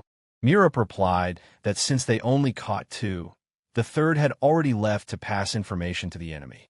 Black Soul Squad leader Chi Warren said that in that case, the enemy might surround them. Murup replied that no, they would not come. Warren asked, does he mean that the enemy will not save his people? Murup thought that someone who liked to work with their head would not want to deviate from their plans. Young Wagi certainly hoped that they would dance to his tune. Murup said he mentioned the secondary plan during the meeting to gain numerical superiority. But if the northwestern clans take the hit, they will remain in the minority. Mugan asked if he was implying that the enemy would abandon their allies and attack the northwest. Murup replied that this was exactly what Zhang Wagi would do. Mugan thought that from the heir of the Great Blade and his father, who were only pursuing their own gain, one could certainly expect something like this. Mugan said that they cannot abandon the northwestern clans. They have gone over to their side. Now, they need to move to help them. Murup told his uncle that he was right. It was time to put the last piece of the puzzle together. But suddenly at that moment, an ally saw him and asked, the head of Urim? Gazan immediately said that they needed to go back. The guy asked him what he was talking about. What do you mean, go back? Hassan replied that the situation in Chongqing had changed. The chief ordered to return to the Central Regiment immediately, and they will find out the details on the spot. The guy answered the gentleman that he obeys and will leave right away. Hassan suddenly wondered if they really had a spy in their leadership. Murup gathered everyone and said that there was a rat among them. Hassan replied that he couldn't believe his ears. Murup said that everyone who was present at the meeting today was under suspicion. Let them stop the troops, where he tells them. Someone of them who finds out that the plans have changed will definitely go into a stupor. Let them watch everyone closely. Hogan agreed and replied that, as they say, nothing ventured. And suddenly Gazan noticed that Commander Cho Yanghul was following him, and he hoped that it was not him. The head of the department, Main Yom Chongan, asked in surprise, are they coming back? Out of the blue. Hogan replied that it seemed like there had been a change of plans. Chongan said that not even an hour had passed since they had set out. What could have happened in that time? Hogan replied that he himself did not know the details. They would explain the situation upon their return. Chongan grabbed his head and said that they would catch their breath and move on. Hogan agreed and replied that he understood everything. Chonung told Main Squad that they were taking a short break and returning to the clan. Hogan immediately became worried and hoped that these were not his loyal people. After all, everything would end very quickly. Chongan at this time went into the forest and began to share information with his enemies. The scout asked, go back? What kind of nonsense is this? But Chanyun left the letter on the tree, and the enemy, seeing it, tried to take it, but suddenly, unexpectedly, in a moment he lost his hand. The commander of the secret squad of the Demon Forest, Han Sol, cut him and said that they had a spy. Let them capture him and interrogate him. But Spawn replied that they would not wait for that, and immediately bit the pill that had been in his mouth beforehand. Soval realized that he had a deadly poison in his mouth.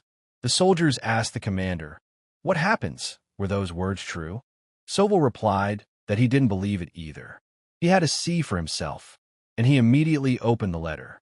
Sol said that he hoped it was a lie, but the traitor turned out to be their immediate superior, Yam Jiangan. Chongan came immediately and told his master that he was here. Hogan asked, is everything ready? The warrior answered that it was, and said that he did not see his squad. But suddenly, unexpectedly, the detachment came and said that they were here. But Chongan saw in his hands his letter, which he had left in the forest. Chongan tried to justify himself, but Soval said that he didn't want to believe it either. Why was he secretly corresponding with the enemy? Chown told the commander that it was just a misunderstanding. Hogan asked him how long ago he betrayed them. Chongan answered the master that this was someone's evil scheme against him. He had been serving the demonic forest for 40 years already. A piece of paper inspires more trust in them than his many years of loyalty to the clan. Let the master say something. His squad misunderstood. Hogan immediately told him to shut up immediately and asked why he had done such a stupid thing, sold the honor of his subordinates and comrades for his own gain. Chongan immediately understood in his head that this was the end, and crying, he said that the leaky ship began to sink little by little, and the mast broke.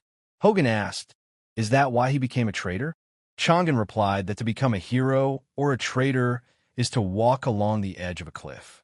If you fall, you will remain an enemy, but if you hide carefully, you will become a hero of the Great Blade. Let him kill him, Chongan told the Lord. Hogan was surprised and realized that he did not even regret what he had done. Hogan said that according to the rules, the traitor would be executed on the spot. Chongan replied that he did not blame them. Let them carry out the execution. Hogan showed his true sword aura and finally said that it was worth finding out about his family. Arriving at the temporary shelter of the demonic forest, Murup said that everything was in place. But suddenly they began to talk about what a horror had happened. He could not believe that the head of him turned out to be a spy, and he was like a brother to him. Hassan told him that if they did not pull themselves together, they would undermine the fighting spirit of the warriors.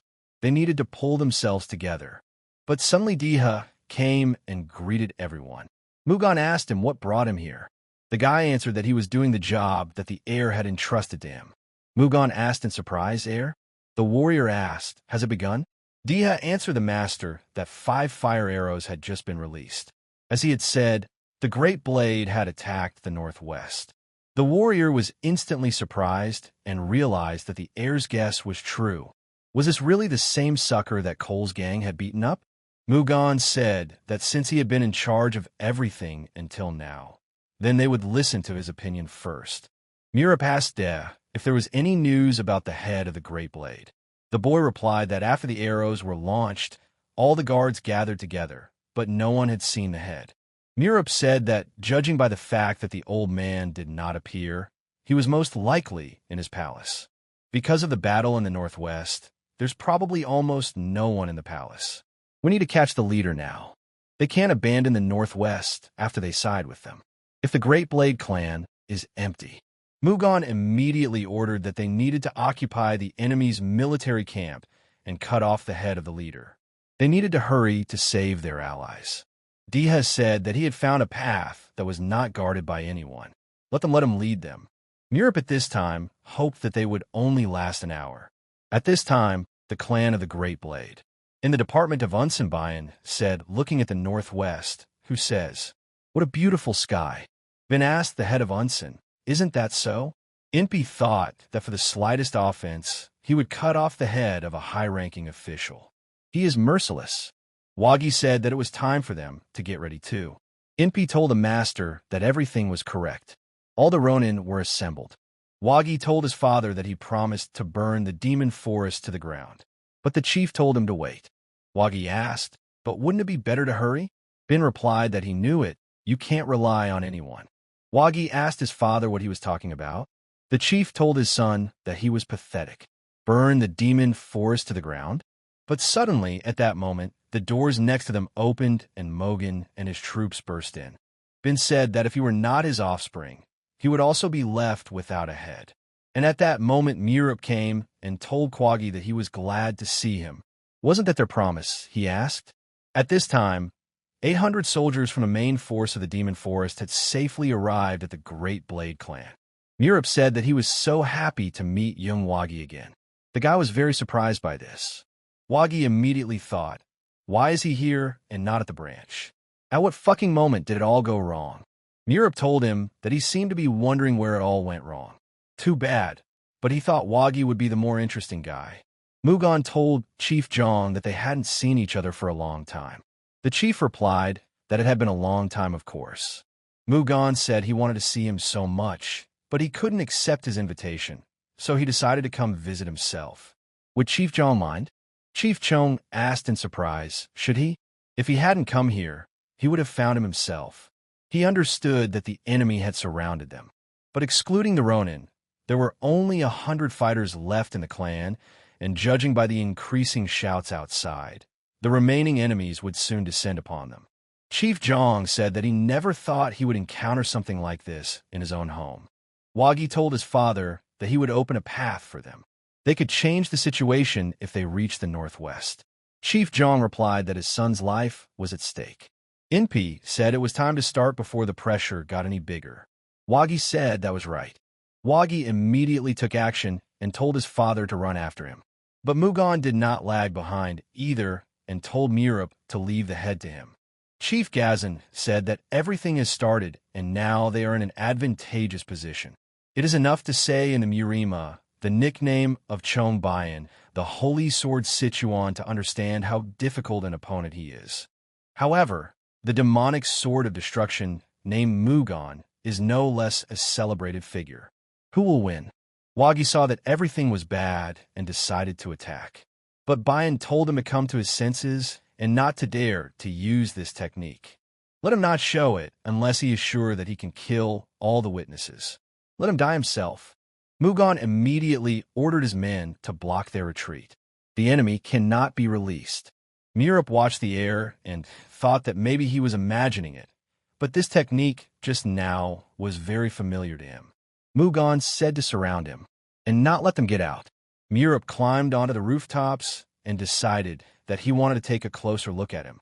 His uncle had entered into a fight with the head of the Great Blade. It was a do-or-die situation. The loser would lose everything. And the Wagi and the Ronins have formed a circle. If you don't watch them, they might get to Uncle. He realized that he needed to deal with Inpi first. And where was Deha? But suddenly he saw that he was in a group of soldiers.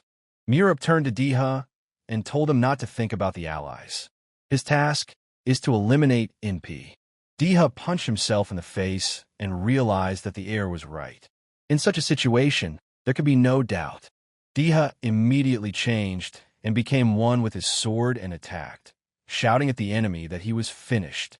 Inpi was very surprised by such an unexpected situation, but he managed to dodge and put his sword under De's attack. Deha said that today he would die at the hands of this very parasite. Murup watched everything and saw that he was right. The other Ronin's eyes immediately started to dart around. Murup immediately ordered Narim and Urim to come to him. Urim asked the heir, "What is the matter?" Murup said that these were all the warriors left in the clan. Let him take half the army with him and go to help the northwest.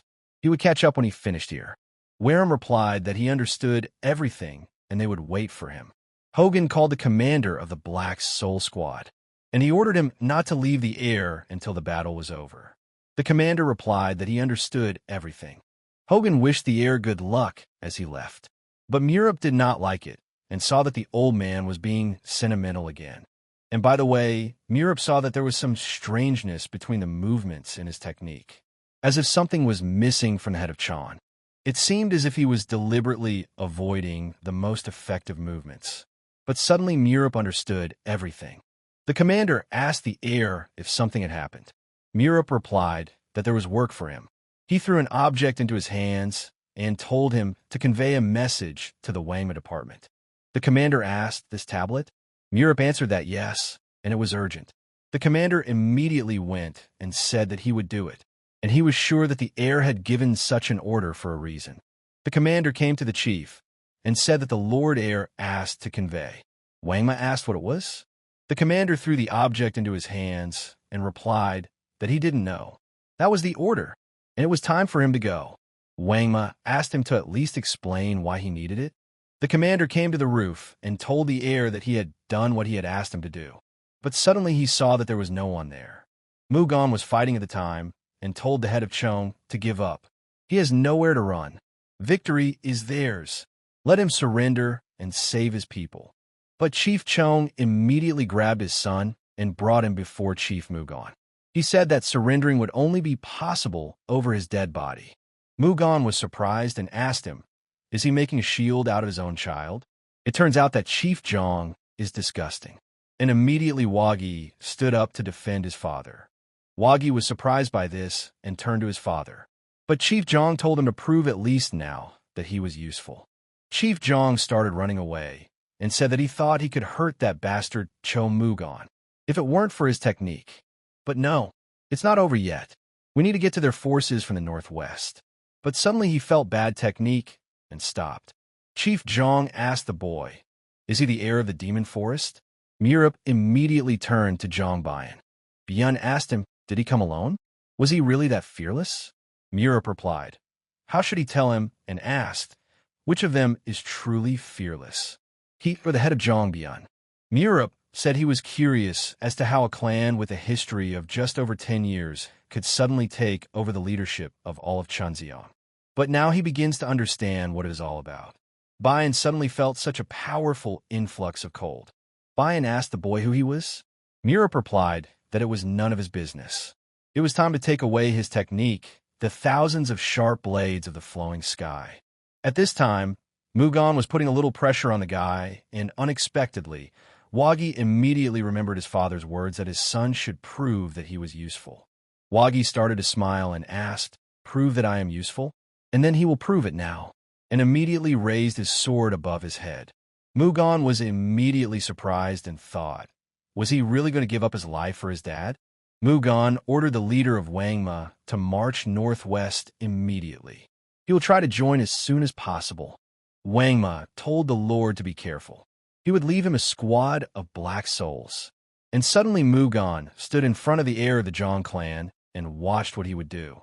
Mugan closed his eyes and felt that the guy was using reverse circulation. And it turns out he had an ace up his sleeve. Mugan took his blade in his hands, and while attacking told the guy to forgive him, but he was not the only one here.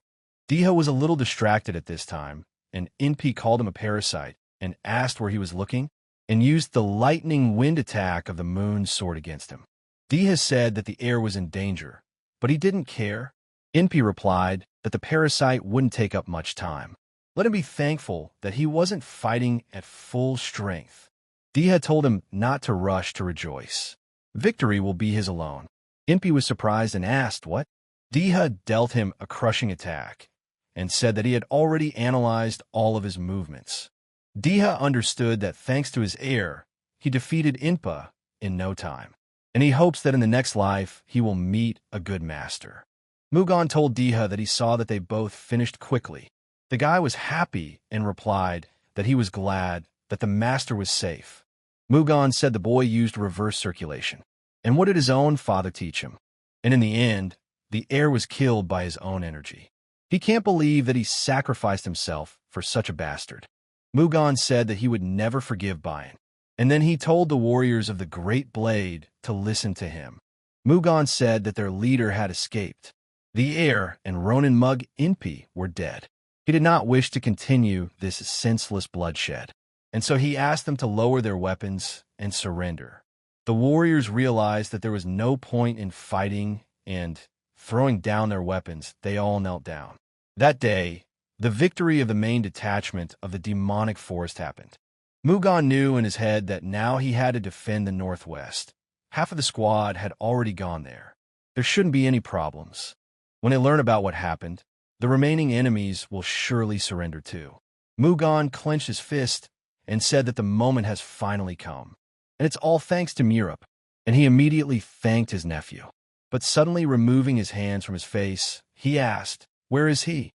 Ben asked the boy what his true face was.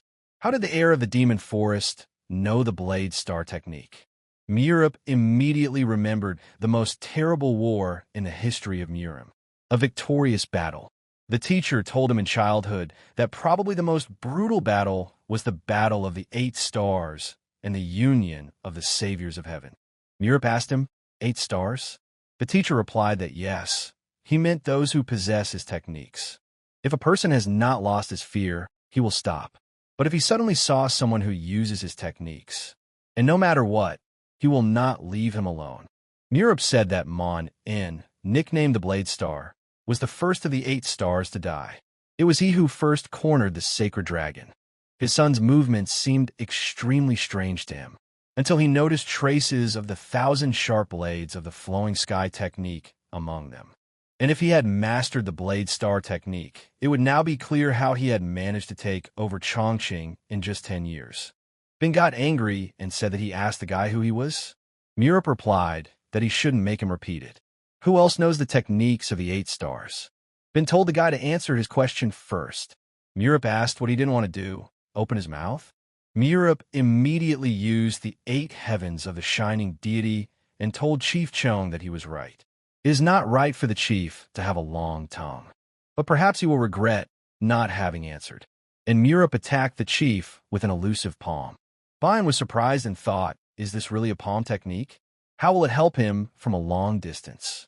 The chief told the boy that that was it. But suddenly he saw an attack in front of his face, and he did not expect this. Bayan said it couldn't be. It's a star palm, the technique of the elusive palm of one of the 8 stars. Murup asked him if he wanted to speak, and immediately placed his palm over Bayan's body.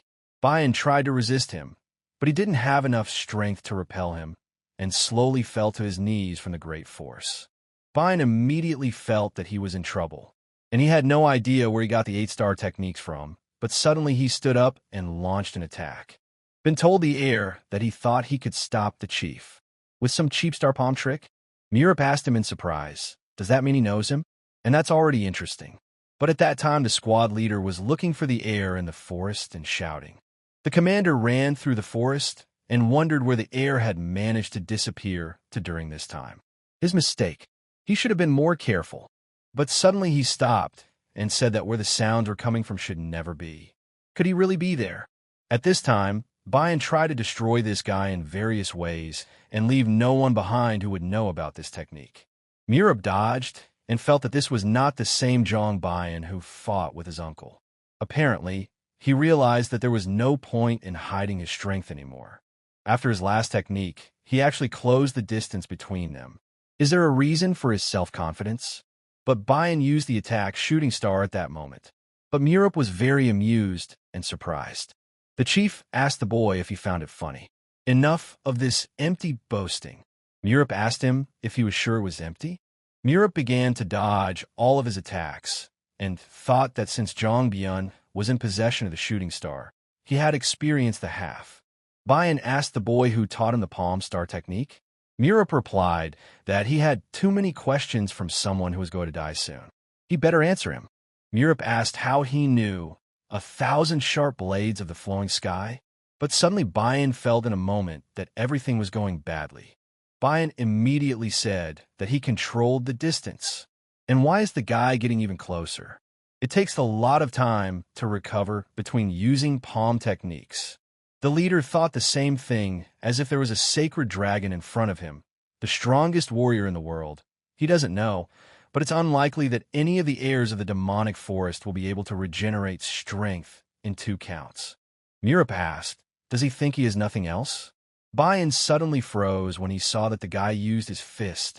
Murup told him that even if he had learned the absolute teachings of sacred techniques, without talent, he was of no use. The heir did not play with it for long and used 1,000 worldly hands, a sickle fist. Bayan asked in surprise, sickle fist of victory? He also has the star fist technique. Murup told him not to be a fool. One guy from the Yellow River had survived a blow much stronger than this. Bayan started to receive crushing blows. He couldn't even handle them. He saw that the guy was avoiding powerful attacks in order to continue to strike. He can withstand the pain if he protects the energy pathways. But the problem is that energy penetrates even into the bones. And the guy is a real bastard. Looks like he knows what's going on here.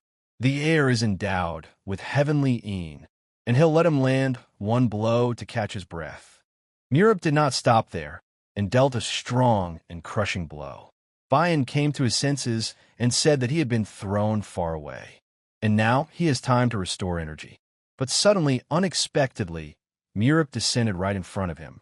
Murup said he was obviously surprised how quickly he got here. Palm and fist techniques aren't all. There's also stepping techniques.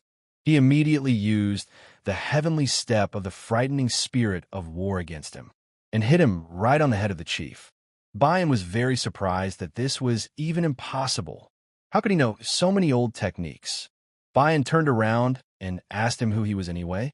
Murup replied that he was the original, unlike him, a cheap fake. And anyway, why is he lying on the ground like a dog? Let him finally understand his place and let him give up. Bayan said he didn't care at all. Mira pretended he hadn't heard anything and asked what he didn't care about. Bayan showed his magic and said that he doesn't care who he is. He will kill him here at any cost. Murup felt that the leader was using reverse circulation. Apparently, he didn't give a shit about the roots of the techniques. The leader said that as a Murimian, he would put everything on the line to take him with him to hell. Murup saw blood flowing from 7 holes and dangerous energy. Judging by his desperate actions, he was preparing to die. Energy confrontation takes a lot of internal strength. It won't work with one punch. Maybe use a technique. But suddenly an idea came into his head, and he understood everything. The leader told him to attack. This is their last fight. Murup immediately realized that Zhang Bayan would die peacefully himself. The leader told the guy to stand still. Bayan asked the boy what kind of warrior he was after this. Let him stop immediately and continue fighting. Murup asked in surprise, a warrior? And he hears this from the one who abandoned his son to certain death and gave him a drapaka? And it seems like someone like him has no concept of family. Bayan got very angry after such loud words. Murup knew he wasn't an idiot to fight someone who would ultimately kill himself. And now he was under restrictions. In the battle with Uncle, Zhang Bayan received internal injuries. So it is enough to run with him for about half an hour. And now the main thing for him is to rivet his attention to him. You need to keep the dog on a short leash so that he does not get to the people of the demonic forest. Murup told the old man that he felt sorry for him, that he was pursuing him with all his might. But he liked balanced decisions. But suddenly the commander came and told the heir that he was here. Murup immediately realized that he was completely out of place here. The chief called the commander a worm and ordered him to get out of the way. But the commander himself entered into battle with the chief to protect the heir. He stood up to defend himself, but later regretted it greatly because the chief was much stronger than him, and it was a strong attack that was difficult to handle. The commander was surprised after defending the heir because it turned out that the head had such a big difference in strength. Bayan told the boy that he would tear him to pieces. But Murup decided to help him and used the elusive palm. The commander was very surprised after this and approached the heir. Murup told him to move to the side. The commander answered the gentleman that it was dangerous. In his head, he thought that the heir had struck that blow. He couldn't believe his eyes. And they can't lose the man who will give the clan a bright future. But the commander turned to him and asked him to trust him. The leader began to attack and easily repelled them all. He began to laugh and told the heir that he had bought it. Murup asked him if he was happy. The leader replied that he was happy. He had finally stopped running away. But suddenly he saw that the heir had a sword in his hands. He asked the guy where he got the sword from. Murup asked him if the chief really thought he was carrying it around like a keychain. He had only learned half of it. Murup asked him, thousands of sharp blades of the flowing sky, right? But suddenly he felt and attacked the head from the right. The leader was badly injured and knew in his head that this was impossible. He changed his movements even before the swords clashed. Skillful energy management and lightning-fast swings. The chief asked, "Is this the final part of the 1,000 sharp blades of the flowing sky?" Murup answered that it is the one that he does not have. The chief was very surprised and could not believe that he could do it. Murup asked what's wrong. He can do it, but others can't. Does he think he's special? Murup said that he was afraid that the leader was very wrong and immediately used the sword net on the leader. The leader was unable to react at that moment and was seriously injured. The commander was surprised that he did not see his steps or the movements of his sword. In front of him, is he really the heir they knew? Murup said that he was born with the characteristic of heavenly Een, so everything is inside him, and it starts to freeze when the power is used incorrectly. However, thanks to taking the heavenly Yang pill, he manages to contain the excessive flow of Een energy. And perhaps in his head, it all looks like a gift from God. But for him, it is nothing more than a terrible curse.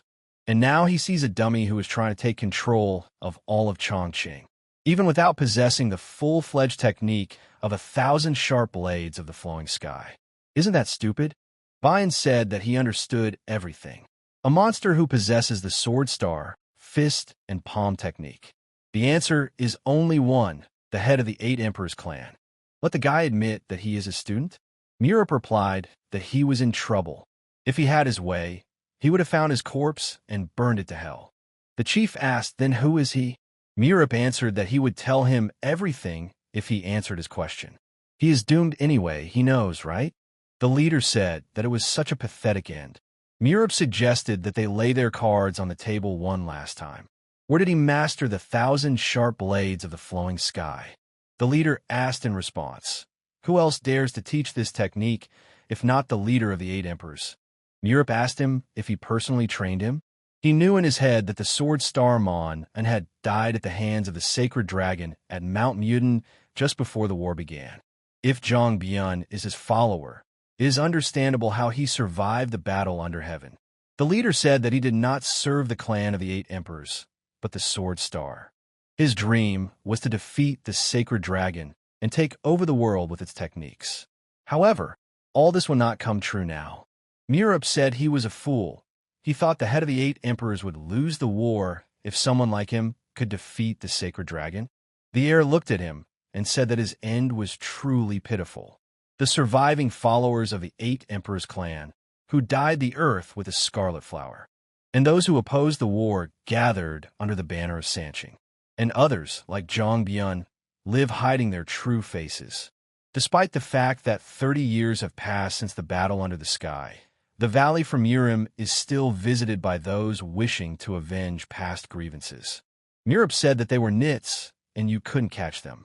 But suddenly he grabbed his chest and realized that he had gone a little too far. The commander approached and asked the heir if he was okay. Murup replied that he was okay and ordered him to be on guard. Murup sat down to the side and decided to heal his body after the terrible battle with the head of Bayan. The commander looked on and couldn't believe that the heir was stronger than Zhang Bayan himself. So he had been deliberately hiding his abilities all this time? There must be some reason for him pretending to be weak and letting Cole's gang beat him up.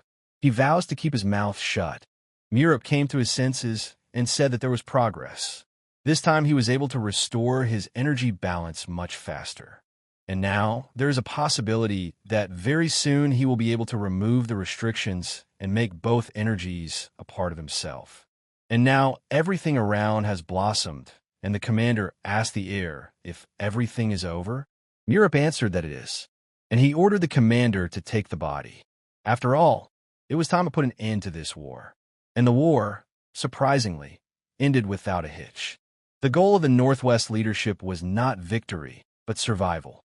The reinforcements from the demonic forest managed to reach their destination in time. However, after the enemies saw the head of their leader, they immediately threw down their weapons. The Great Blade and the demonic forest. The demonic forest and the Great Blade.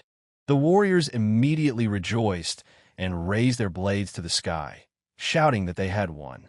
After more than 10 years, the battle for control of Chongqing had finally come to an end. The next day, Murup said that even with the war, there was not so much trouble. He asked Deha how things were going. Deha replied that the prisoners had been collected and that the Northwest leadership was dealing with the victims. Due to the Great Blade's very short history, the prisoners are mostly Ronin or warriors of fallen clans. Murup said that this mug Inpi had scraped together some shit. Deha knew that the heir had kept his word after all. He really was an outstanding person. Deha told the gentleman that he had done a brilliant job. Let him show him his respect. Murup replied that he should continue in the same spirit. Deha asked if he could ask one question. Murup replied that he should say it, but only with respect. Deha said that his intention to take over Chongqing has finally come true. What is his next goal? Murup asked in surprise, what is the next target? Will he believe it if he tells him? Deha replied, of course. He sees that he needs to live with the light in front of him, and live with his head held high, and fulfill what everyone wants. Deha asked, what does each of them want? Murup replied that it was the most powerful force of Sichuan. The foundation in the form of Chongqing had already been laid, and they would deal with everything else gradually.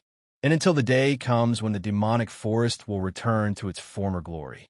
True, this is far from a matter of one day. But suddenly Commander Vorin ran up and told the heir that the head of the clan was looking for him. Murup asked him if he believed him. Vorin replied that it was impossible to say for sure. And so the conversation turned to the death of the sacred sword of Sichuan, Bayan. Mugan asked who killed him. Murup understood that Vorin had promised not to blab about what had happened, so he had to give his uncle a good portion of noodles. And he came up with a story in which he was saved by some mysterious martial artist. Although, on the other hand, there is some truth in it, since he really is a mysterious guy. And suddenly he remembered his uncle's words, how he told him that he had not been a simple robber before. And now he didn't know, however, how his uncle himself would perceive their machination. Murup came and asked the master if he had called him. The commander told the heir that they had been waiting for him. Murup said that he saw that they had also come from the northwest. Mugan laughed and replied that it was worth celebrating the victory over the Great Blade. And he did a great job. Let him continue like this. They've resolved some issues with the northwest here. The chief said that they had managed to obtain 3 million silver from the Great Blade. From this money, he, sir, donated 1,000,009 to the restoration of the northwest. And they swear never to forget their kindness and courtesy. Mugan responded and suggested not to quarrel anymore. Murup understood that the decision was not easy, and it was clear why the head of the Sa clan was so happy. He told the head that the conversation had been successful, and why the head called him. Mugan replied that he wanted to reward him for his services. This was the order given by his father. He, the current head of the demonic forest, announces the following. The exploits of Chin Murup's heir had a tremendous impact on the future of their clan, because this result was born from his exceptional selflessness. According to the order of the previous head of the demonic forest, from now on, he is appointed as the commander of the Shining Dragon Squad. Murup was surprised and thought, what other Shining Dragon? Mugan said that it was an independent squad, without a physical point, which would henceforth only carry out his orders. Hogan told the heir that the master was reading the order of appointment. He understood that he was confused, but let him not forget about the formalities. Murup said that he accepted the order. Mugan replied that he should then allow the commander's seal and the sword of silver light to be handed to him. Let him not forget his duty and be loyal to the squad. Hassan told the heir that this sword had special symbolism. His mother had used it. The silver light sword was the only thing his grandfather couldn't get rid of after parting with his daughter. And what's more, his mother had been a member of the Shining Dragon Squad in life. Murup couldn't believe that this was his mother's sword. Mugan said that at the age of 16, his sister eliminated 3 enemy forces of Mount Ken, for which she was subsequently appointed vice commander of the Shining Dragon Squad, which was then led by his older brother. And everyone in the demonic forest was proud of them. Let him accept the will of the dead for the sake of the further prosperity of the detachment. Murup said that he listens and obeys. Mugan understood in his head that prosperity was of course good, but most likely his father wanted Murup to win the love of those around him. Mugan asked his father, isn't that right? But Pinchin was sitting in his room at the time and heard his son's question. Gazin said that the squad's overnight stay had been prepared in the tent of Peaceful Light, which was located in the southwestern part of the Central Regiment, and they congratulated him on becoming the commander of the Shining Dragon. Then everyone congratulated him at once. Murup listened to all the congratulations and said that then he would go. Hogan turned to his friend, but Hassan asked him, what is it? The old man asked. Maybe it was worth mentioning the composition of the detachment? Hassan replied that he was sure that the heir would cope. Deha, when leaving, asked the gentleman if he had heard. Deha said that the commander of the Black Soul Squad said that the composition of his squad was a little unusual. Murup asked, unusual? Could it be that there was a real lizard in there? Deha replied that as far as he knew, those people had previously served in the Great Blade. They had held command positions. They set out to investigate the disappearance, but by the time they returned, the Great Blade had been defeated and all the troops had been disbanded. And most likely, those people are extremely hostile, since he is the main reason for the fall of the Great Blade. Murup said that in other words, they were deprived of bread, and now they were forced to work for him. Deha answered that this is exactly it. Murup understood that strong warriors who had been defeated by the demonic forest. If such people were put in command of their clan's position, there would certainly be undesirables. Is he the only one who can rein them in? And then we need to get to know them, and let Deha not be afraid. The guy replied that the heir should not say stupid things.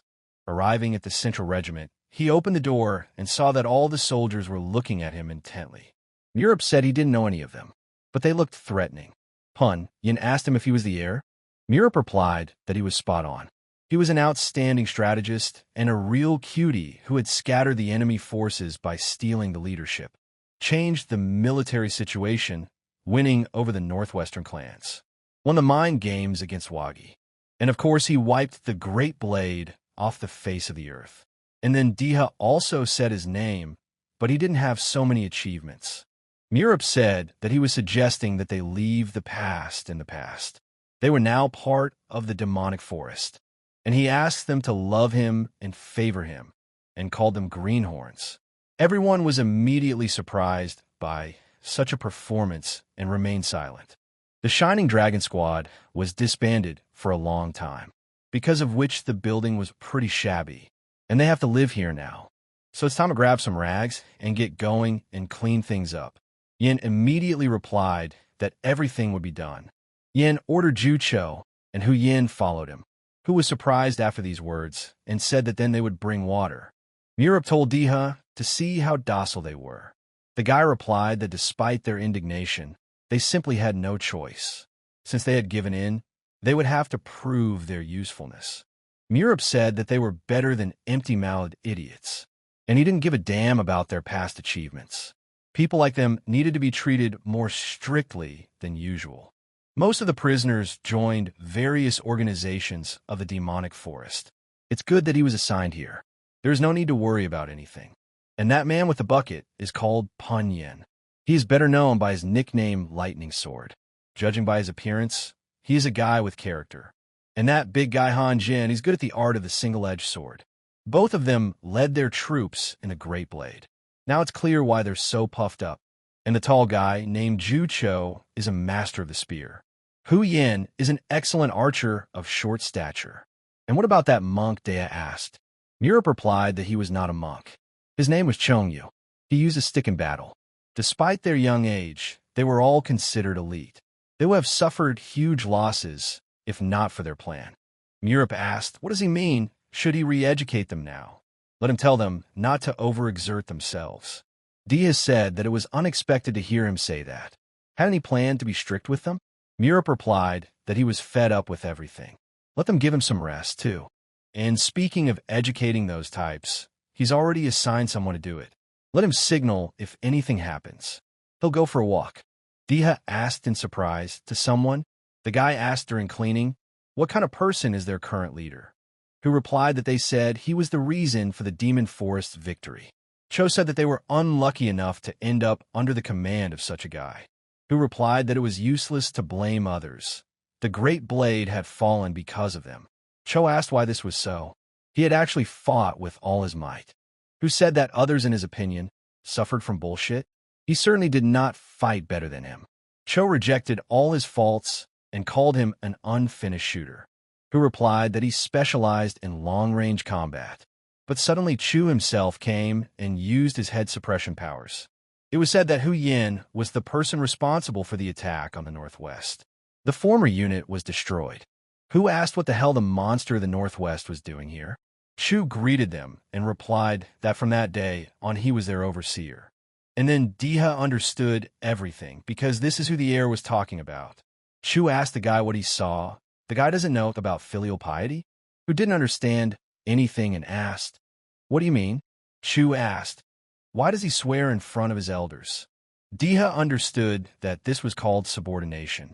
Cho said that they were the same age. Chu was surprised and told him not to say anything. Compared to the dwarf, he was an old man. Cho got angry and told him to stop talking like that. Chu asked the monk if these two were really the same age. The monk began to laugh and told him that he was not a monk. Chu asked him why he shaved his head then. The monk replied that he hadn't shaved anything. His hair had simply fallen out. Deha said that this Chu had a real talent for pissing people off. Murup found some inscriptions on the wall and asked if this was really left over from his predecessors. and he immediately sees whose handwriting it is. He asks his mother in his thoughts if she is looking too. Her son has become the commander of the Shining Dragon. Let her continue to watch, because this is only the beginning, and now he understands who he took after. At present, the Shining Dragon squad consists of 53 people. He appointed the experienced Deha, who is the former commander of the Black Blade squad, as vice commander, and Chu as protector. None of the rank and file objected to those 5 becoming group leaders. This result was obvious due to their previous positions. Murup understood that the single-edged sword, double-edged sword, bow, spear, and stick were the 5 weapons used in the 8 Heaven Soul Arts. What an unexpected turn of events. Those 5 would definitely be useful. Murup gathered everyone and ordered the first group to come forward. Yin came out and said that they were waiting for instructions. Murup told Chu that his task was to fight the first subgroup. Did he understand all the instructions? Chu asked the heir in surprise if he was serious. How long could he beat them? Murup replied that he didn't know. The main thing was not to kill anyone. Chu started laughing in a strange voice and said that the heir had just destroyed them and made them cripples. Murup hit him and said that he hadn't said that. Chu said that he doesn't play like that. It would be better to give him this task.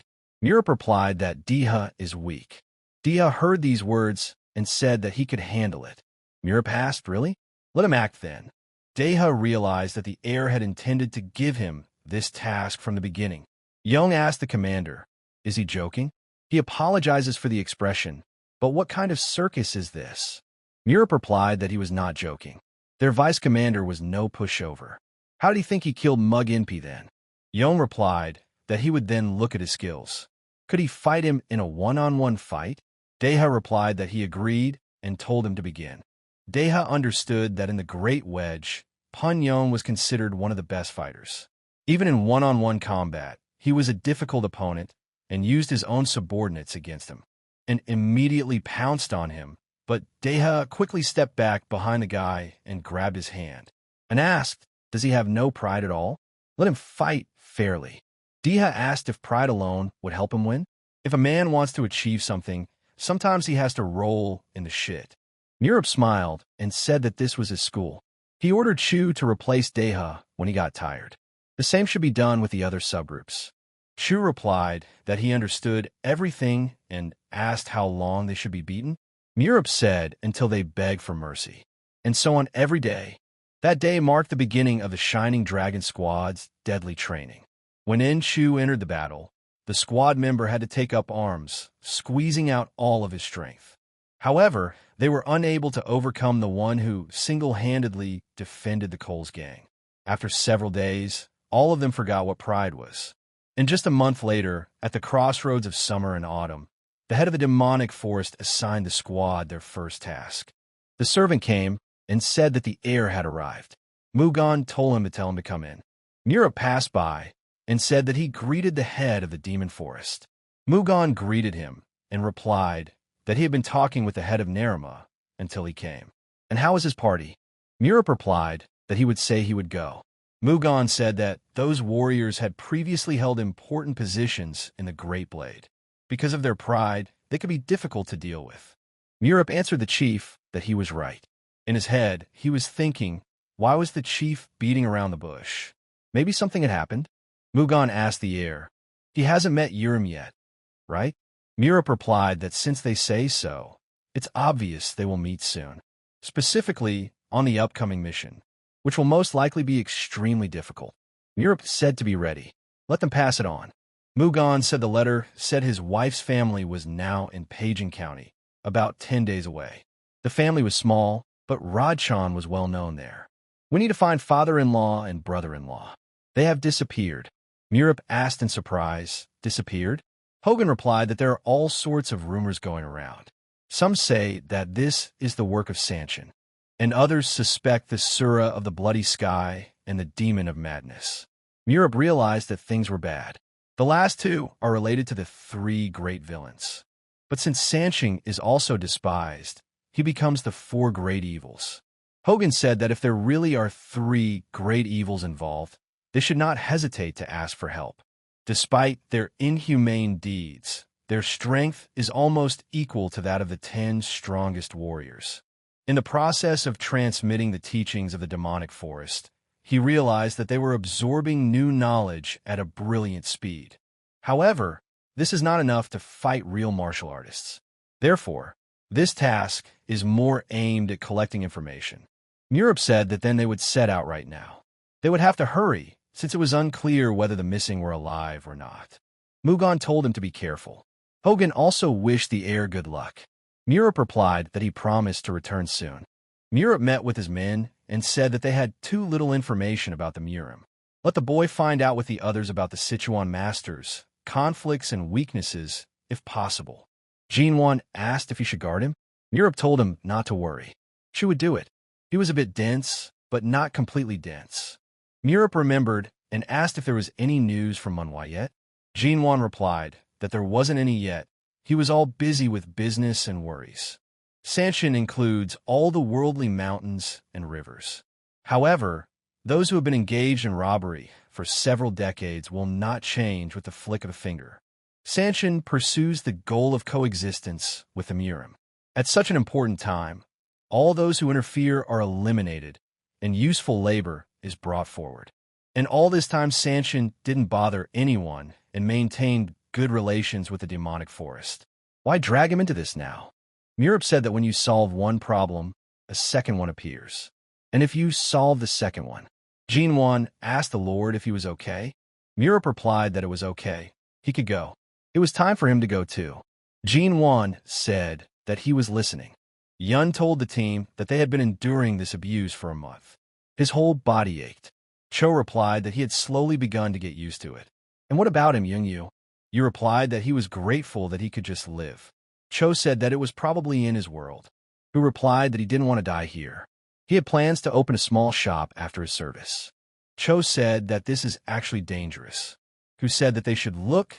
This is a decoration of the case to his sister. He promised to bring her new clothes if he returned. Cho started screaming and told them to wake up. It's just training. The defender and the vice commander aren't going to kill them. And suddenly Murup walked into the room and told his men that it was time to move out. Cho began to cry and thought that he had forgotten about the commander. Murup told them to pack their things because they were going to Pagan, and they didn't have time. They had to go quickly. Murup hit you on the back of the head and was surprised by this because she spanked like a baby's bottom. And here is the demonic forest. The Shining Dragons detachment with 57 people set out on the Pagan campaign. Murup said he was told the journey would take 10 days, but they would get there in 6. Let them see that no one lags behind. And so, 6 days later, they were at the entrance to Pagan County. The girl told her mistress that she had heard something interesting on the way. The lady asked, interesting? The girl answered that the demonic forest destroyed the clan of the Great Blade and regained its primacy. The lady said that the demon forest was once considered the strongest clan in Sichuan. It seems that they are not so easy to break. The girl replied that rumor had it that the heir to the demonic forest had come up with a plan to win. Were they not curious as to how he managed to crush the Great Blade? Divine Sword disciple, beautiful flower Tang, Reiwa, said that they would soon find out for themselves. The girl asked, will they find out soon? What does he mean? Reiwa replied that the demon forest is the Zhang clan's grip. They can't help but know what happened. The girl said that if the Lord of Ascension was involved, they should contact the Flower Bell and wait for reinforcements. Reiwa asked her what she meant by that she was not his equal yet. The girl replied that she was just worried about her. Reiwa said that, however, if the Faceless Mountain King was involved in the incident, she wanted to see for herself. The girl asked the lady what she was saying about the son of the head of the 8 Emperors clan who provoked the celestial battle. Reiwa replied that according to the teacher, the warriors of the Silver Valley were stronger than the commanders of the middle clans. Even their Flower Bell could not withstand them without someone else's help. And if the son of the head of the 8 Emperors began to rule the Silver Valley, one cannot turn a blind eye to it. The girl asked the lady if she remembered the rumors about the invincible monster that sucked out the Een energy from its opponents. They were also spread by the trading company that had given way to Ascension. Or maybe what she was worried about was also empty rumors from a trading company. Reiwa replied that there was logic in her words. She thought that Songkhan had stated that he was seeking coexistence with the rest of the world. After their arrival, the level of safety for trade missions had increased significantly compared to before, and the true identity of their leader remains in question. But she doesn't think they're likely to commit a bloodbath. Reva said that she, too, was skeptical of all rumors, but even they should not be ignored. That was the task of their clan. The girl turned around and said that those warriors didn't seem to be from here, and just in case, it would be better to use the camouflage technique. She immediately used the technique and asked, "Is it okay?" The girl replied that she shouldn't worry. Even one of the 10 strongest warriors wouldn't suspect anything. But Murup passed by them and even saw everything. The girl asked the lady if she saw. She had said so. Murup asked Deha if he had seen the 2 girls. Chu said they were beautiful. The heir became angry and told him to shut up. Murup said it looked like they were going to Pagan. As soon as they reached the village, he should assign a couple of men to them. Deha asked to those girls. Murup replied that everything was correct. After all, one of them was in disguise. Everything had to be done beautifully. Deha asked the heir, did he say under disguise? But he didn't feel anything like that. Murup replied that the skin texture was slightly damaged. This can only be done intentionally, or there are problems with the face itself. And what's more, both are great at hiding their inner energy. Let him pass it on to the rank and file, so they can watch carefully, otherwise they'll catch him. So they arrived in Pagan County. Chu said it was strange that there was no one on the street. Deha said he agreed. It was so quiet, as if bandits had been there. Murup said that they would find out about it from the Chan family. When they arrived, let them give the horses a rest, and they themselves needed to catch their breath. Who asked, was it really a faceless mountain king who was behind all this? Why then did Sanshong expand his sphere of influence to such a remote place? And such actions somehow do not fit with how Ascension existed until now. He bets that this is a joke of a mad demon, and he heard that the faceless mountain king is a bit more cunning. Murup knew that this was really strange. There was no one in this area who could spread rumors about him, and the deserted streets indicate that kidnappings are taking place here or that a killer is on the loose. He feels uneasy about the Ascension flying in to help. The guard of the Chan clan, Cha Wai, stood guard and suddenly noticed some strange people approaching them. Wai said that, judging by their clothes, they are from Chongqing. Murup replied that it was true. The Shining Dragon squad came under the orders of the Demon Forest Chief. Wai said they were expecting them. However, they arrived a little earlier than expected. Let him escort them inside. Murup said that all subgroups can rest, and he will go and see his aunt, and replied that he understood everything. Wai told the heir that they must have already been informed that the lady was currently replacing the head of Zhang. That was why she had no way to return to the Demon Forest. Wai told the lady that he had brought the commander of the Shining Dragon. The lady replied that it was so quick. Let them come in. Murup introduced himself and said that he welcomed Ms. Zhang. Deha also introduced himself. Inren said that she heard that they made a huge contribution to the battle between the Demon Forest and the Great Blade. She was amazed by their courage. Inren said that the right thing to do would be to offer them some good tea, but with the supply cut off, their situation had worsened considerably. Murup replied that everything was fine. Plain water was enough. He was surprised that he had seen almost no people on the way to the Chong estate. Inren replied that they kept finding the bodies of their warriors. Father and brother were returning from the capital at the time. 50 li west of Pagan, there's a deep soul ravine. That is where the people disappeared. Murup asked if they had searched that ravine. Inren replied that they had, of course, but they had not succeeded. Because the expedition was so important, the trading company was accompanied by 20 elite warriors. Murup said he was sure the corpses the enemy had placed there meant something. Were they receiving some sort of message? Inren replied that they had received them. When they had almost lost all hope of finding the missing alive, a corpse with a letter was delivered to the estate, and they demand 3 million silver from them. The enemy asked to send a receipt with this amount. Deha saw the letter and felt that the handwriting was rough, but there was strength in the lines. And if the author was skilled in martial arts, then he had reached a decent level. Murup asked if the Chong clan was that rich. 3 million silver was not a small amount. Inrin replied that 3 million silver was the family's fortune in 10 years. The killers asked for something they could not give, no matter how hard they tried. They said they would send 1 corpse a day until their demands were met. And this is already the 5th. We can't drag it out any longer. Murup thought about it, because she was probably very scared. Auntie is a strong woman.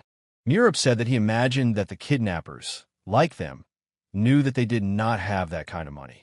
Most likely, they took into account the fact that the Chong clan and the demonic forest were matchmakers. However, the scoundrels made a huge mistake by contacting them. He promises that the Shining Dragon Squad will return their people safe and sound. Let them know if they need anything. He wishes them luck, and thanks for their understanding. Murup told Deha that they were moving on a searching. Let him contact all the commanders and call them here. But suddenly, someone opened the door and burst in. Murup was surprised and asked, "What kind of little thing is this? And was she hurt? And who is she?" The girl said that he used the hammer technique right in front of the heiress. Not bad. Murup asked what she was talking about. The girl replied that since she didn't know his name, she was some kind of nameless pawn. The girl said her name was Cho Yurim. She was the beauty of Sichuan. Soon the whole world would lie at her feet. Murup said that she was Yurim. He thought, how could such calm parents give birth to such a wolfberry? Murup said that he understood everything and asked where her front teeth were. Yurim answered that she wanted to exchange them for treats, but it didn't work out. Murup laughed and said that it was surprising that she was joking in such a situation. Yurim replied that tears would not change anything. If she was sad, then the others would be sad too. And apparently, he was the heir from Chongqing. So what should she call him? Murup told her to call him Henim. Yurim was delighted and shouted that she was glad to meet Henim. They would see each other again. Murup told his men that they would be leaving in 2 hours. Deha asked in surprise, 2 hours? Had they found out anything yet?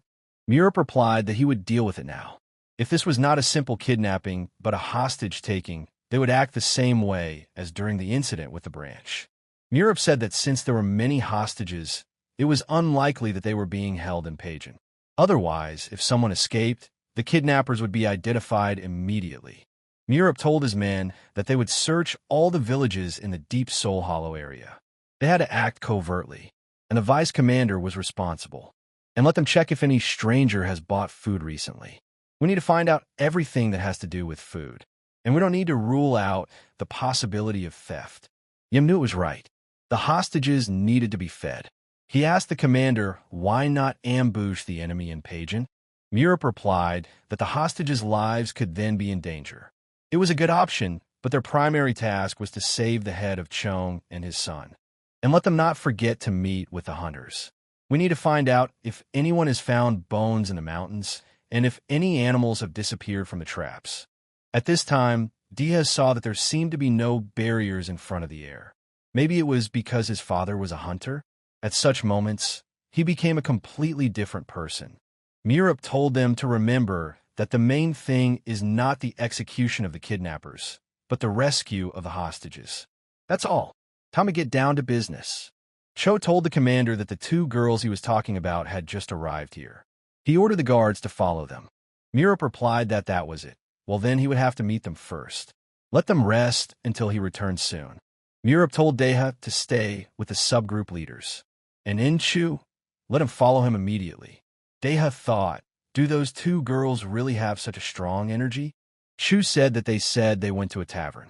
They won't eat anything. He's so thirsty for a drink. Murup asked him if he hadn't had dinner. Chu replied that he had had dinner, but it was a mere pittance. But suddenly Murup froze for a few seconds and turned his head to the roof. At this time, the girl realized that the boy looked at him from such a distance. Coincidence. She can't believe that someone other than their clan can sense the technique of the shadow of the deadly cliff. If this is not an accident, then that guy is dangerous. We must quickly report everything to the lady. But suddenly Murup caught up with her and asked where she was rushing to. At that time, Reiwa was sitting in the tavern and saying that Sojong was delayed for some reason. Could something happen? But suddenly Sojong called out to the lady from outside. Reiwa was surprised and asked her if she had managed to find anything. Sojin answered the lady that she was asking for her forgiveness, but she was caught, and they came with her. Reiwa was surprised and thought that this couldn't be possible. Even the 10 strongest warriors couldn't recognize Sojong's technique. Chu asked the girl if she had had dinner. Would she like to join them? Murup asked him why he was speaking so strangely. Chu replied that the heir does not understand girls like this. Murup asked him, does he think so? Sojong thought, are these two really that strong? Reiwa asked him what was wrong. Murup replied that it was his question. He just came here to drink. Murup told Chu to order whatever he wanted, and they could have a drink. Chu told the commander that he would be there soon. Murup asked the stranger girl if she would join them, since he was so eager to know who they were.